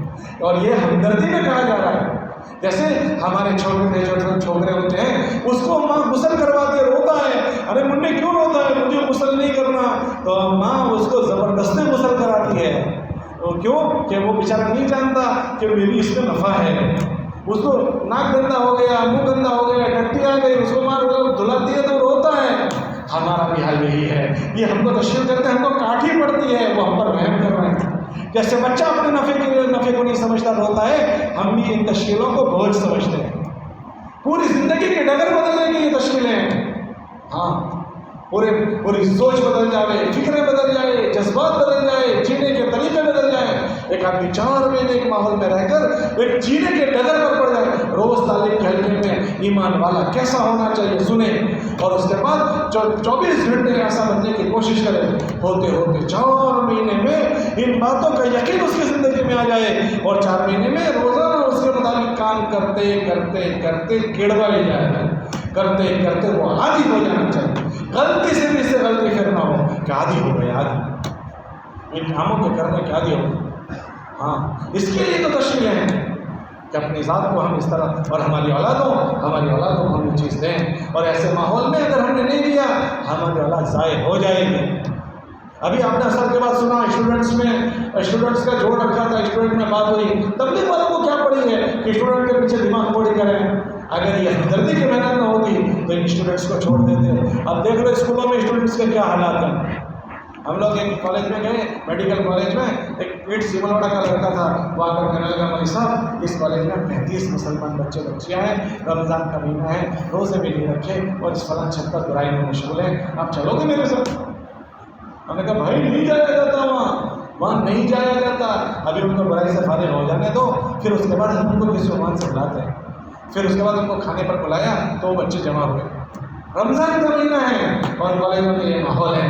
یہ تو تبلیغ کی محنت ہے کہ ان کو جوڑ رہے ہیں. دیکھو یہ جوان یہاں بیٹھے ہیں. جوان مسجد میں ہوتا ہے, جوان مسجد میں ہوتا ہے. جوانی دیوانی الشباب شعبۃ من الجنون، جوانی دیوانی. دیکھو جوان بیٹھے ہیں، یہ تبلیغ نے سب کو سنبھال لیا، ہمارے چھوکروں کو تبلیغ نے سنبھال لیا، ورنہ پتہ نہیں کیسے گھومتے یہ. ہاں ہم اس کا ایکسٹرا چیز نہ سمجھیں، یہ ہماری نسلوں کو سنبھال لے گا. لیکن جیسے تبلیغ والوں کے ذمہ داری ہے، یہ تبلیغ والے کوئی مخصوص طبقہ نہیں، ہر امتی تبلیغ والا ہے. یہ الگ بات ہے کہ کوئی نہیں کر رہا ہے، وہ اس کو حساب دینا پڑے گا. اللہ کے نبی علیہ السلام نے امیر معاویہ رضی اللہ عنہ سے ایک مرتبہ فرمایا، اے امیر معاویہ مجھے کیا ہو گیا ہے کہ میں لوگوں کے پیچھے پھرتا ہوں اور میں پکڑ کر لاتا ہوں، لوگ بھاگتے ہیں، پیچھے پھرتا ہوں، مجھے کیا ہو گیا؟ پھر خود ہی فرمایا کہ معاویہ بات اصل یہ ہے کہ مجھے اللہ کے وہاں جواب دینا ہے، اس لیے پھر رہا ہوں. یہ جتنے پھر رہے ہیں تو ایسا نہیں ہے کہ وہ تبلیغ والے ہیں، اس ایمان والا اس نبی کا ایک امتی تبلیغ والا ہے. یہ نہیں کر رہے ہیں وہ اپنی نادانی کی بات ہے. جیسے ایک بابا کے دو چھوکرے ہوں، ایک چھوکرے کو سمجھ پڑ گئی کہ یہ میرے بابا ہیں، میری بابا کی سیوا چاکری میرے ذمے ہیں. دوسرے چھوکرے کو سمجھ نہیں پڑ رہی، نہیں کر رہا ہے. تو نہ سمجھ پڑنے سے نہیں کر رہا ہے اس کا مطلب ذمہ داری ہٹ گئی، ایسا نہیں ہے کہ اس کی نادانی ہے کہ نہیں کر رہا، اور اس کی سمجھداری ہے کہ کر رہا ہے. ایسے ہی یہ تبلیغ خود اپنی ذات سے سمجھتے ہوئے ایک ایک کو سنبھالنے کی محنت کرنا، یہ ختم نبوت کی محنت ہے. یہ الگ بات ہے کہ کچھ کر رہے ہیں کچھ نہیں کر رہے ہیں. یہ کل قیامت کے دن ہر آدمی اپنا دیکھ لے گا. ایک باپ کے دو چھوکرے، سیوا کرنے والا اور نہیں سیوا کرنے والا، ایک باپ کی نگاہ میں الگ الگ ہو جاتے ہیں. تو اس نبی کی نگاہ میں اللہ کے نبی کا کام کرنے والے اور نبی کا کام نہیں کرنے والے کیا دو برابر ہو جائیں گے؟ راتیں سو رہے ہیں ٹھنڈی کے میدان میں، ٹھنڈی میں سوئے ہوئے ہیں، اور گرمی کے میدان گھر چلچلاتی دھوپ میں پیدل جماعت چل رہی ہے، شراب اور پسینے سے ہو رہی ہے. لوگوں کے دروازے پر جا رہے ہیں، دھکے مار کر نکال رہے ہیں، لوگ مسجد سے نکال دیتے ہیں. کبھی مجھے مسجد ٹرین میں جماعت ملی، کیسا رہا؟ کہ جی راجستھان گئے تھے، ہمیں مسجد سے بھی نکالا، یہ بھی کہ سب شہزادے اپنے گھر کے لاڈلے اللہ کے نام پر دھکے کھا رہے ہیں. کیا وہ اور گھروں کی اے سی میں آرام میں سونے والے کل قیامت کے دن برابر ہو جائیں گے؟ کچا پکا کھانا کھانے والے اور افریقہ کے جنگلوں میں پیدل چلنے والے، 120 دن تک کچا پکا کھانے والے، بغیر بجلی کے رہنے والے، کیا وہ یہ برابر ہو جائیں گے؟ کیا برابر نہیں ہو سکتے. یہ زندگی کچھ کرنے کے لیے ہے. خبر بہت خطرناک چیز ہے. ہمارے نبی نے فرمایا خبر میں جو ہوتا ہے اگر تمہیں پتہ چل جائے تو تم اپنے مردوں کو دفنانا چھوڑ دو گے. روزانہ خبر اعلان کرتی ہے میں تنہائی کا گھر ہوں، میں تنہائی کا گھر ہوں، کوئی ساتھی نہیں ہوگا. روزانہ خبر اعلان کرتی ہے میں بیگانگی کا گھر ہوں، بیگانہ یہاں تمہارا کوئی نہیں ہوگا، بیگانہ پن ہوگا، تم اکیلے ہوں گے. روزانہ خبر اعلان کرتی ہے میں اندھیرے کا گھر ہوں. روزانہ خبر اعلان کرتی ہے میں کیڑے مکوڑوں کا گھر ہوں. تھوڑی دیر کے لیے سوچو، غسل کے لیے بیٹھ گئے ہیں، کپڑے نکال چکے ہیں، 2-4 چھپکلیاں اوپر آ گئی، وہ نہیں کاٹے گی، چھوٹی چھوٹی چھپکلی ہے، اس کو ایک جھاڑو مارو مر جائے گی. کساریاں نکل گئی، کساری نہانے بیٹھے تھے. ہمارا کیا حشر بنتا ہے؟ ارے بھائی کساری کیا ہے جو تمہارے ہاتھ میں جگہ اس کو مارو گے مر جائے گی. وہ کساری سے ہم آگے پیچھے ہو جاتے ہیں، ایک چھپکلی سے آگے پیچھے ہو جائیں، 2 اونگلیاں آ جائیں ہم آگے پیچھے ہو جائیں. وہ خبر روزانہ اعلان کرتی ہے میں کیڑے مکوڑوں کا گھر ہوں، میں کیڑے مکوڑوں کا گھر ہوں. ہمارا کیا ہے؟ سمجھدار یہ ہے اپنے موت کو سامنے رکھو. شیطان ہم کو یہ نہ دھوکہ دے کہ تیری جیون بہت لمبا ہے، ابھی تو کوئی مسئلہ نہیں، ابھی تو مست رہے. نہ، ٹرن لے لیں، جلدی سے ہم ٹرن لے لیں. اپنی تجارت میں رہتے ہوئے مبارک محنت میں لگ کر اپنے آپ کو سنبھال لیں. اپنی مشغولیوں میں مشغول رہتے ہوئے اس مبارک محنت کو اپنی زندگی میں جگہ کر دو. یہ محنت مبارک محنت تمہیں سنبھالا کے دے گی، مجھے اور آپ کو سنبھال لے گی. ہاں اللہ ایسا فرماتے تھے اس مبارک محنت کا نام لوگوں نے تبلیغ رکھا، میں نے نہیں رکھا. میں اگر اس کا نام رکھتا تو میں اس کا نام تحریک ایمان رکھتا. یہ تمہارے ایمان میں حرکت پیدا کر دے گی، اور جب ایمان میں حرکت ہوگی نا تو ایمان اعمال پر کھڑا کر دے گا. اس لیے اپنی فکر اور اپنے بچوں کی فکر، بچوں کو ٹائم دیں، روزانہ کچھ وقت اپنے گھر کو دیں. موبائل گھر میں نہ چلائیں. ہم گھر میں جاتے ہیں رات تھکے ہوئے اور وہاں جا کر موبائل میں لگ جاتے ہیں، اور ہم یہ چاہتے ہیں بچے موبائل استعمال نہ کریں. ہم موبائل استعمال کرتے ہیں اور بچے موبائل استعمال نہ کریں. ہمارے گھروں میں ہم ٹائم نہیں دیتے. روزانہ گھر میں جا کر اپنے گھروں میں جا کر ہم آڈٹ نہ کریں. ہمارے بچوں میں نفرت پیدا ہو جاتی ہے. ہمارے بچوں کو سنبھالنے کے لیے انہیں پیار دینے کی ضرورت ہے. ہمارے بزرگ کہہ رہے تھے جب تمہارے بچوں کے ساتھ جوتوں کی سائز تمہاری سائز ہو جائے تو تم اپنے بچوں کو بچہ نہ سمجھو، وہ تمہارا دوست ہو گیا. پھر اس میں آگے مضمون میں لکھا تھا اپنے بچوں کو اپنا دوست بنا کر سنبھال لو، ورنہ دوسرے لوگ ان کو دوست بنا کر ضائع کر دیں گے. گھر میں جا کر آڈٹ کرتے ہیں، اسکول گیا تو نہیں گیا تھا، مدرسہ گیا تو نہیں گیا تھا، یہ کیا تو نہیں کیا تھا. وہ روز ایک دن سنے گا، 2 دن سنے گا، 1 ڈزن مرتبہ سنے گا، پھر چڑچڑا ہو جائے گا، پھر ابا یہاں سے داخل ہوں گے، وہ یہاں سے نکل جائے گا. ہمارے بچوں کو ہم ضائع کر رہے ہیں. ہمارے بچوں کے متعلق کتابوں میں آتا اکرموا اولادکم، اے لوگوں اپنے بچوں کو اکرام کرو، اکرام. ہمارے نبی علیہ السلام اپنے بچوں کو اتنا اکرام کرتے تھے. ان کی بیٹی حضرت فاطمہ کا گھر اللہ کے نبی علیہ السلام کی دیوار سے لگا ہوا تھا. وہ روزانہ اللہ کے نبی کی خدمت میں آتی تھی. ہمارے نبی علیہ السلام اس کا اتنا اکرام کرتے تھے، اپنی جگہ سے اٹھ جاتے تھے اور ان کو اس کا استقبال دروازے پر کرتے تھے اور اس کو ہاتھ پکڑ کر لے کر آتے تھے اور یہاں بوسہ دیتے تھے. یوں بوسہ دے کر گھر میں اپنے بستر پر بٹھاتے تھے. پھر حضور بیٹھ گئے، اپنی بیٹی کو اکرام دے رہے ہیں، بچوں کو، حسن حسین کو اکرام دے رہے ہیں، ان کے ساتھ بچوں کی طرح کھیل رہے ہیں. کتابوں میں آتا ہے ہمارے نبی علیہ السلام نماز پڑھتے تھے تو حسن حسین یوں بیچ میں سے گھس کر نکلتے تھے، گول گول گھومتے تھے. جب نماز پڑھے تو پیٹھ پر آ کر بیٹھ جائیں تو ہمارے نبی ناراض نہیں ہوتے تھے، میں نماز پڑھا ہوں تو بچوں کو سنبھالتی نہیں ہے. بچے ہیں، ان کے ساتھ حضور بچوں کی طرح رہ رہے ہیں. گھوڑا بن جاتے تھے حضور، گھوڑا، اور حسن حسین کو یہاں بٹھا کر گھر میں گول گول گھومتے تھے، گھوڑا بن کر گھومتے تھے. ان کی نواسی حضرت امامہ رضی اللہ عنہ، اللہ کے نبی علیہ السلام کی عادت شریفہ تھی، روزانہ ظہر کے بعد بازار والوں کی خبر لینے جاتے تھے تو اپنی نواسی کو اس کنڈے پر بٹھاتے تھے اور بازار لے کر جاتے تھے کہ بچوں کے ساتھ حسن حسین گھر میں تھے تو چلو کشتی کھیلو، تو دونوں کشتی کھیل رہے ہیں. تو پھر وہ جیتے ہیں تو شاباشی دے رہے ہیں. دوسری بار شاباشی دی تو امی جان حضرت فاطمہ کہنے لگی ابا جی آپ تو اسی کو شاباشی دیتے ہیں، اس کو دو کہ جبرائیل کھڑا ہے وہ بھی اسی کو شاباشی دے رہا ہے. تو گھر میں ایسا سب ہوتا ہے، اس کو کہتے ہیں گھر. ہمارے بچوں کے ساتھ ہم بچے رہ کر یہ ساری چیزیں دے سکتے ہیں. ہماری بیوی کو ہماری بیوی وہ ہماری گھر کی ملکہ ہے. ہم اگر یہ فکریں گھر میں دینا چاہتے ہیں، ہماری بیوی کو ہماری ہم فکر کرنا پڑے گا اور ہماری ہم فکر کرنے کے لیے اس کو مانوس کرنا پڑے گا. اللہ قرآن میں فرماتے ہیں وَعَاشِرُوهُنَّ بِالْمَعْرُوفِ، ان کے ساتھ تم جانے پہچانے طریقوں سے اس کے ساتھ برتاؤ کرو، اجنبی طریقوں سے مت برتاؤ. ہماری بیوی اور ہمارے بیچ میں اتفاق رائے نہیں ہو پا رہی. جس گھر میں میاں بیوی میں اختلاف رائے ہو جائے اس گھر کو اجاڑنے کی کوئی ضرورت نہیں، وہ میاں بیوی کی اختلاف فکر سے ہی اجڑ جائے گا. ہماری بیوی ہماری ہم فکر ہو جائے، اس کے لیے اس کے ساتھ ہم خیال کرنے کے لیے اس کو مانوس کرنا پڑے. وہ نازک صنف ہے لیکن سب سے مبارک رشتہ وہ ہے. اللہ نے دنیا میں سب سے پہلا رشتہ میاں بیوی کا بنایا اور قیامت تک میاں بیوی کا رشتہ جنت میں بھی وہی ساتھ میں جائے گا. ہم ماں باپ کے ساتھ نہیں ہوں گے، بیوی کے ساتھ ہوں گے اور ہماری نسل بیوی سے چلتی ہے اور سب سے زیادہ جھگڑا ہم بیوی سے ہی کرتے ہیں. وہ اللہ نے سب سے پہلے اس کو ہمارے لیے بنایا اور قیامت میں وہ ہمارے ساتھ رہے گی اور ہماری نسل اسی سے چلتی ہے. اس کو ہم سنبھالنے کی فکر نہیں کرتے، روز اسی سے جھگڑتے ہیں، اس کو ہم خیال کریں اپنے فکروں میں. ایک بزرگ کہہ رہے تھے کہ آپ یہ کہتے ہو کہ بچوں کا پہلا مدرسہ ماں کی گود ہے، کیا تمہاری بات غلط ہے؟ وہی کیوں غلط ہے؟ کیا جی ماں کی گود نہیں، ماں کا پیٹ ہے. یہ پیٹ ڈائی ہے، ڈائی سانچا، بیبو، یہاں چھپائی ہوتی ہے بچے کی چھپائی.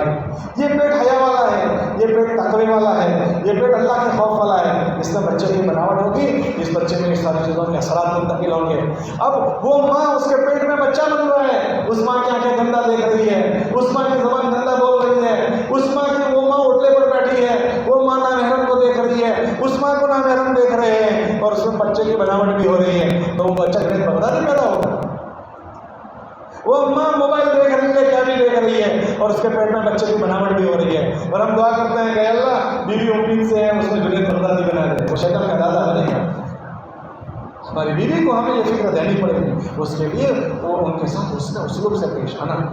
حضور علیہ السلام کی آپ ازواج مطہرات کو دیکھو، جب پردے کی آیت نازل نہیں ہوئی تھی، حضرت امی جان حضرت عائشہ کہنے لگی، میں نے اللہ کے نبی سے فرمایا کہ دیکھو مسجد کی صحن میں کچھ لوگ کھیلتے ہیں، مجھے کھیل دیکھنا ہے. اچھا، سوڈانی لوگ تھے. اللہ کے نبی کھڑے ہو گئے دروازے کی چوکھٹ پر اور امی جان نے اپنی ایک ٹھڈی اللہ کے نبی علیہ السلام کے کندھے پر رکھی اور کھیل دیکھ رہی ہے. اللہ کے نبی علیہ السلام کہنے لگے بس دیکھ لیا؟ کہ جی نہیں، ابھی اور دیکھنا ہے. تو اللہ کے نبی علیہ السلام تھک چکے تھے تو پیر بدل لیا، یہ پیر پر وزن کر کے کھڑے ہو گئے. وہ دیکھ رہی ہے بس اب دیکھ لیا، پیٹ بھر گیا، نہ ابھی اور دیکھنا ہے. تو حضور نے پھر پیر کی کروٹ لی اور پھر کھڑے اور دیکھ رہی ہے. اتنا ان کا دل جیت رہے ہیں، اتنا ان کا دل جیت رہے ہیں. ایک مرتبہ سفر سے آ رہے تھے، امی جان سے کہنے لگے کہ میرے ساتھ دوڑ لگاؤ گے؟ دوڑ؟ ہاں جی دوڑ لگاؤں گے۔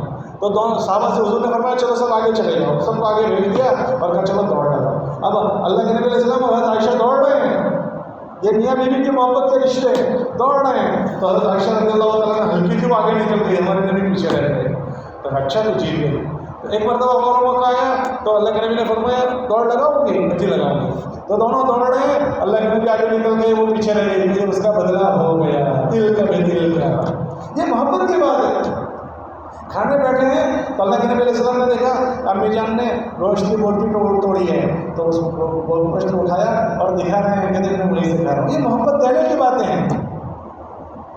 پانی پیا امی جان نے، ہونٹ لگایا تو اللہ کے نبی علیہ السلام کو اسی جگہ پر دکھا کر لگا رہے دیکھ میں وہی۔ یہ محبت دکھا رہے ہیں ہم کو سکھانے کے لیے۔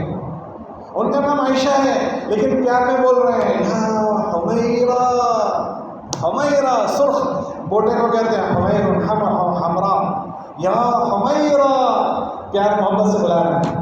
کہ اس کا اثر جو ہوا کہ صحابہ فرماتے ہیں آدھا دین ہم نے امی جان حضرت عائشہ سے سیکھا ہے، آدھا دین۔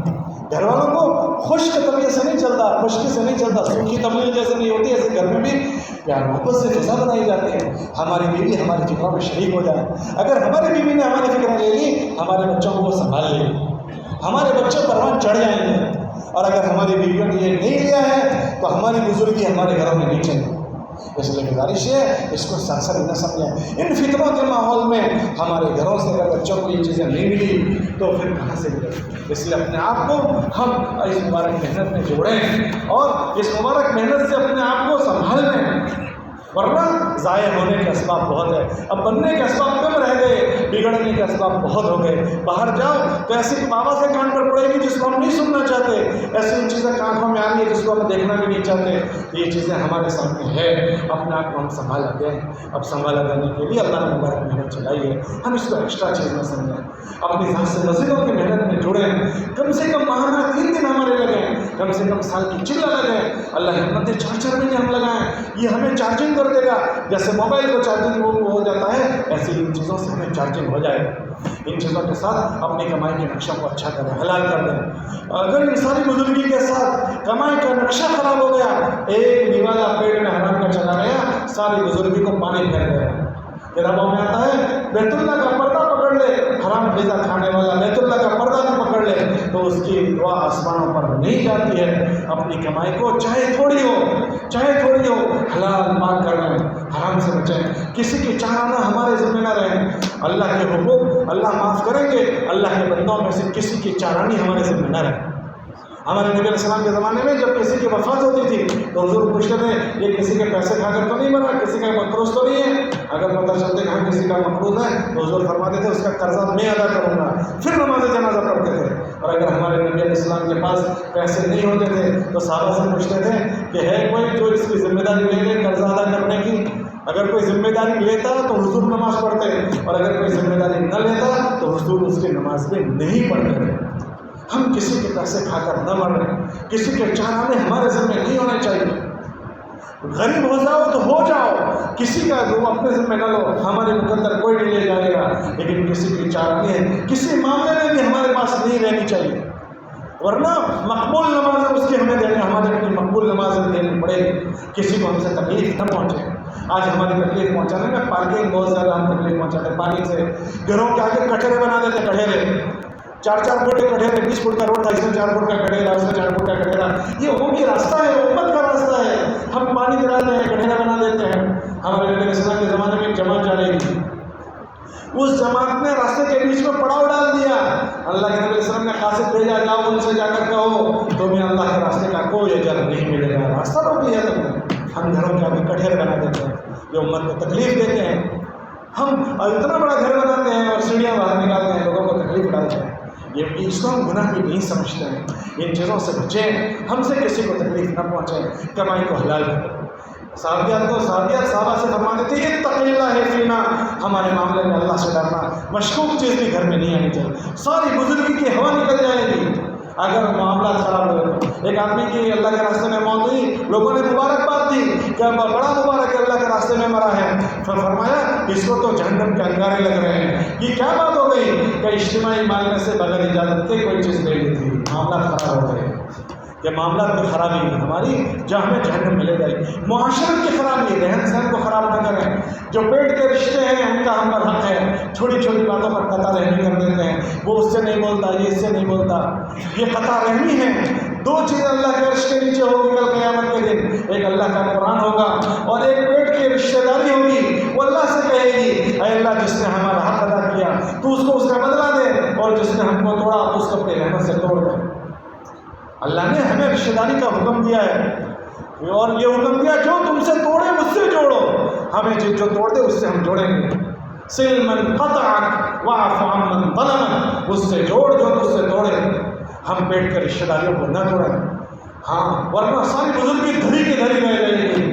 حضور علیہ السلام کے زمانے میں ایک آدمی کا انتقال ہوا, لوگوں نے آ کر کہا کہ اس سے کلمہ نہیں پڑھا جاتا. اللہ کے نبی علیہ السلام حاضر ہوئے کہ کیا بات ہے؟ کب پتہ چلا امی ناراض ہے.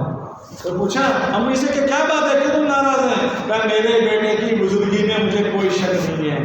میرا بیٹا رات کا تہجد گزار ہے اور دن کا روزہ رکھنے والا ہے. اتنا بڑا بزرگ کہاں سے آئیں گے رات کا تہجد گزار اور دن کا روزہ رکھنے والا؟ پھر آپ کو کیا ناراضگی ہے؟ تو اماں کہنے لگی کہ میرے بیٹے کی مجھے تکلیف یہ ہے کہ اس کی زبان کی سختی سے میرا دل ٹوٹ گیا ہے. اتنا بڑا بزرگ آدمی ہے, رات کا تہجد گزار اور دن کا روزہ رکھنے والا, ماں کا دل دکھا ہوا ہے مرتے ہوئے کلمہ نہیں پڑھا جا رہا ہے. ہمیں ہماری بزرگی دھوکہ نہ دے. ہماری ماں اس کی ماں, ہماری ماں اس کی جگہ پر اپنا, ہمارا باپ اس کی جگہ پر, ہمارے سگے بھائی, ہماری بہنیں پیٹ کی رشتہ داری ہے. اور اکثر نکاح ہونے کے بعد ساسری والوں سے آدمی جڑ جاتا ہے, سگے ماں باپ بھائی بہنوں سے کٹ جاتا ہے. جس دن مولوی صاحب نکاح پڑھاتے ہیں نا, اس دن نکاح کی 3 آیتیں مولوی صاحب پڑھتے ہیں. اس میں ایک آیت جو پہلی پڑھتے ہیں اسے وہ سمجھاتے ہیں او دلہن والو, او دلہے والو, تمہارا آج نیا سنسار شروع ہو رہا ہے. ٹھیک ہے, بہت اچھی بات ہے, لیکن بات یاد رکھنا تمہارے اس سے پہلے کے بھی رشتہ داریاں ہیں, اس کو مت بھول جانا. اتقوا اللہ الذی تساءلون بہ والارحام. یہ نیا سنسار ٹھیک ہے تمہارا شروع ہو رہا ہے, اس سے پہلے ہم نے تمہارا ایک پریوار بنایا ہے. نیا پریوار تمہیں جونے پریوار سے غافل نہ کر دے. یہ تو ہمارا دکھ ہے کہ ہم نکاح کے خطبے کو نہیں سمجھتے ہیں. نکاح کرتے ہیں پر نکاح کا خطبہ نہیں سمجھتے ہیں. حضور کے زمانے میں نکاح کرنے والے حضور کے پاس آ کر پوچھتے تھے کہ ہمارا دین سکھاؤ. ایک لڑکی آئی حضور سے کہہ رہی ہے حضور میرا نکاح ہونے والا ہے, میرا دین سکھاؤ. حضور نے فرمایا تیرے شوہر کا تجھ پر یاد ہے کہ اگر تیرے جسم پر تھوڑے پھنسی ہو جائیں اور اس میں سے پیپ نکلنے لگے اور تو اس کو اپنی زبان سے چاٹے تو بھی تم نے اپنے شوہر کا حق ادا نہیں کیا ہے. یہ مسئلہ دین سیکھتے تھے تو زندگیاں خوشگوار بنی تھی. شوہر کو بیوی کا سمجھایا جا رہا ہے, بیوی کو شوہر کا سمجھایا جا رہا ہے کہ یہ معاشرہ قائم کرنا پڑے گا. اس کے لیے ان چیزوں کو اپنی زندگی میں جگہ دیں. یہ اس کا راستہ ہے, یہ مبارک محنت اس کا راستہ ہے. اس کو ہم ایکسٹرا چیز نہ سمجھیں کہ تبلیغ کا کام ہو رہا ہے, ٹھیک ہے لوگ کر رہے ہیں. ہاں دکان مارکیٹ کھلا ہوا ہے, سب لوگ وہاں کما رہے ہیں. میں اس وقت کماؤں گا جب میری دکان کھلے گی. مارکیٹ کے کھلنے سے مجھے نفع نہیں پہنچے گا. کھانا لگا ہوا ہے, سب کھانا کھا رہے ہیں, میری بھوک اس وقت ختم ہوگی جب میں کھانا کھاؤں گا. بھائی تبلیغ کا کام ہو رہا ہے, جو کریں گے وہ پائیں گے. حضرت جی کا ایک جملہ ہے, حضرت فرماتے تھے بھائی کرو گے تو پاؤ گے, نہیں کرو گے تو پچھتاؤ گے. یہ تبلیغ کی محنت کوئی فرقہ کوئی گروپ نہیں ہے اس کو آگے بڑھانا ہے. یہ ہمیں سنبھال لے گا, ہمارے بچوں کو سنبھال لے گا, ہمارے پریواروں کو سنبھال لے گا, ہماری نسلوں کو سنبھال لے گا. اس لیے سب سے پہلے ہم اپنے آپ کو سنبھالیں, اپنی سوچ بدلیں, اپنے جینے کے مقصد کو بدلیں. یہ پورا مجمع اپنا جائزہ لے, میں کیوں جی رہا ہوں. اگر کوئی مجھ سے پوچھے او بھلے مانس تو کیوں جی رہا ہے, اس کا جواب میرے پاس کیا ہے؟ میرے پاس اس کا کوئی جواب نہیں. مجھے پتہ نہیں میں کیوں جی رہا ہوں, بس پیدا ہو گیا ہوں اس لیے جی رہا ہوں. لوگ مر رہتے ہیں میں بھی مر جاؤں گا, پورا ہو گیا. کہنا یہ نہیں ہے. افاقت تو منما خلقنا کو مانگا تھا, کیا تم یہ سمجھتے ہو ہم نے تم کو ایسے ہی پیدا کر دیا ہے وہاں تک ملے گا لاتو جاؤں اور تمہیں ہمارے پاس نہیں آنا ہے؟ کہ یہ بات نہیں ہے. ہم نے تمہیں کام کے لیے پیدا کیا ہے. اپنی ذات سے سنبھلیں اور پوری انسانیت کے خیر خواہ بنیں. ہماری جان اور ہمارا مال اللہ کے نبی علیہ السلام کی انسان امت کے لیے ان کی ہمدردی میں لگے گا. جان ہماری لگے، مال ہمارا لگے، زندگیاں دوسروں کی بنے، یہ ہمارے نبی کا مشن ہے کہ جان ہماری لگے، مال ہمارا لگے، زندگیاں دوسروں کی بنے، یہ ہمارا نبی کا مشن ہے. کہ ہمارے نبی علیہ السلام کے پاس جس وقت حضرت خدیجہ نکاح کر کے آئی ہے، سونے کی اینٹیں اور چاندی کی اینٹیں لے کر آئی ہے، لیکن لگتے لگتے لگتے لگتے اتنا لگا کہ جس دن ہمارے نبی علیہ السلام نے پردہ فرمایا ہے، اس دن ہمارے نبی علیہ السلام کے گھر میں لوگ اللہ کے نبی علیہ السلام کی زیارت کرنے آئے تو ہوتے ہوتے رات ہو گئی، لوگ ایک دوسرے سے ٹکرا کر منہ گر رہے تھے. تو حضرت عمر رضی اللہ تعالیٰ عنہ نے امی جان حضرت عائشہ سے فرمایا، امی جان یہ لوگ ٹکرا کر گر رہے ہیں، تم گھر میں دیا جلا دو تاکہ لوگ ایک دوسرے کو دیکھیں. امی جان کہنے لگی کہ عمر اگر تمہارے نبی کے گھر میں دیا جلانے کا تیل ہوتا تو اس کو ہم پیٹ میں نہ بھر لیتے. تم دیا جلانے کی بات کرتے ہو، یا تو پیٹ بھرنے کا بھی تیل نہیں، جان بھی لگی مال بھی لگا. یہ ہمارے نبی کا مشن ہے. جان ہماری لگے، مال ہمارا لگے. ہم کسی سے چائے کی پیالے کا سوال نہیں کریں گے، ہم کسی سے آباد اور شکریہ نہیں چاہیں گے. لا نريد منکم جزاء ولا شکورا، کوئی شکریہ کہیں ہم اس کا بھی نہیں امید کریں گے. ہم کسی سے چائے کی پیالے کا سوال نہیں کریں گے، ہم اپنی جان مال سے چلیں گے اور ہم اپنی جان مال لگائیں گے. اور ہمارا ہدف یہ ہوگا اللہ اس انسانیت کو جہنم کے راستے پر جنت پر ڈال دے. کتنے دنوں کی بات ہے، تھوڑا ہی جینا ہے، پھر مر کر قبر میں جا کر انشاءاللہ مزے کے نیند سوئیں گے اور مزے سے آرام کریں گے. اور جب انشاءاللہ مریں گے تو اللہ کی طرف سے ہمارا استقبال ہوگا. اے تھکنے والی روح، تیرا اللہ تیرا انتظار کر رہا ہے، تو بہت تھک کر آیا ہے، بڑے کشتیں تو نے کی ہے، بڑے چڑھ چڑھنے لگائے ہیں، بہت تھکا ہے. یا ایتھا النفس المطمئنہ، اے تھکنے والی روح، ارجعی الی ربک راضیۃ مرضیہ، تو تیرے اللہ کے پاس ایسی حال میں چل، تیرا اللہ تیرا انتظار کر رہا ہے. فادخلی فی عبادی وادخلی جنتی، میرے مقرب بندوں میں شامل ہو جا، میری جنت میں شامل ہو جا.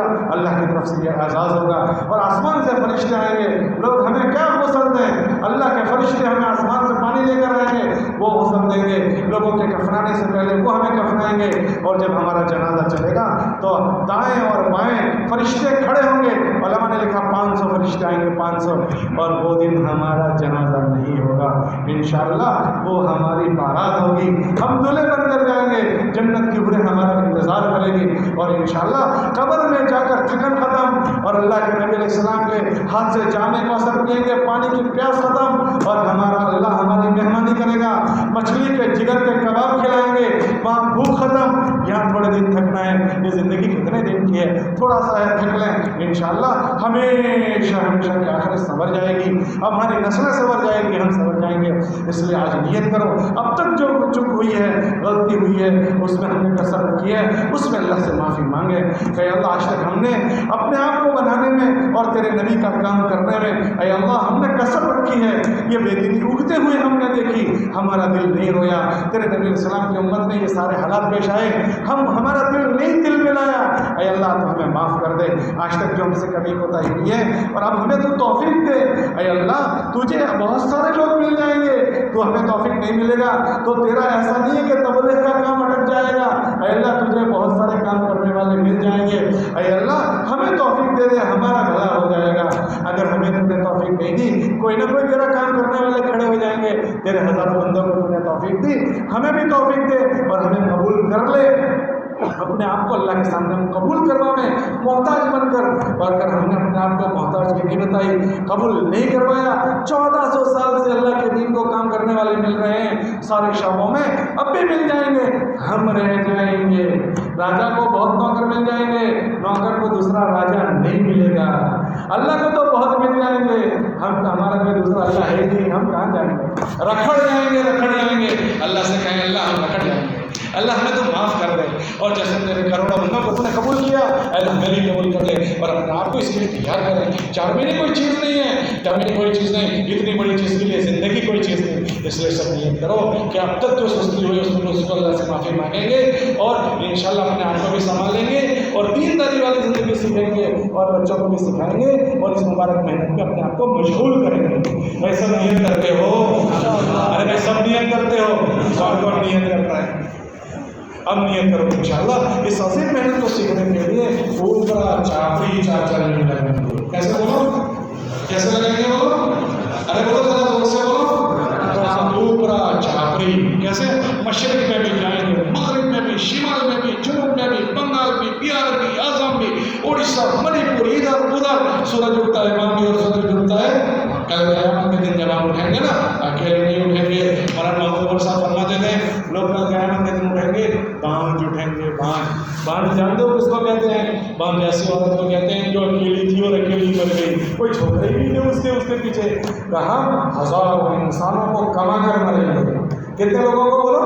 ہزاروں انسانوں کو. جب ہم جائیں گے اللہ کے وہاں تو بہار کا مجمع ہمارے پیچھے، ارے بھائی یہ کہاں سے آ گئے تمہارے پیچھے؟ ہم نے وہاں 4 مہینے لگائے تھے. ارے منی پور کا مجمع تھا ہمارے پیچھے، ارے بھائی یہ کہاں سے آ گئے تمہارے پیچھے؟ ہم وہاں بھی 4 مہینے گئے تھے. اور بنگال کا مجمع ہزاروں کا، ارے بھائی یہ کہاں سے آ گئے؟ ہم وہاں بھی 4 مہینے گئے تھے. اور جو یو پی کا مجمع تھا ہم وہاں بھی 4 مہینے گئے تھے. اور یہ ویسٹ انڈیز کا مجمع تھا ہم وہاں بھی 4 مہینے گئے تھے. اور یہ فیجی کا سورج پیدا ہوتا ہے وہ، ارے بھائی ہم وہاں بھی 4 مہینے گئے تھے. چاروں طرف سے ہمارے جھنڈے کے نیچے ٹولے کے ٹولے. ہم اللہ کے وہاں کے نہیں اٹھیں گے، بانجھ نہیں مریں گے، ہزاروں روپے انشاءاللہ کما کر جائیں گے. ابھی ہمارے وہاں ایک حدیث صاحب کا انتقال ہوا، 54 مرتبہ 4 مہینے لگائے. کتنی مرتبہ؟ 54 مرتبہ 4 مہینے لگائے.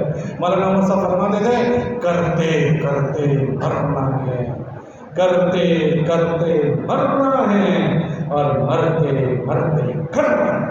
سب طے کرو انشاءاللہ، مرتے مرتے تک کریں. سب نیت کرو انشاءاللہ. اب ہمت کر کے بتانا شروع کرو انشاءاللہ. ہم 4 مہینے کے لیے تیار ہیں. کھڑے ہو کر بتانا شروع کرو.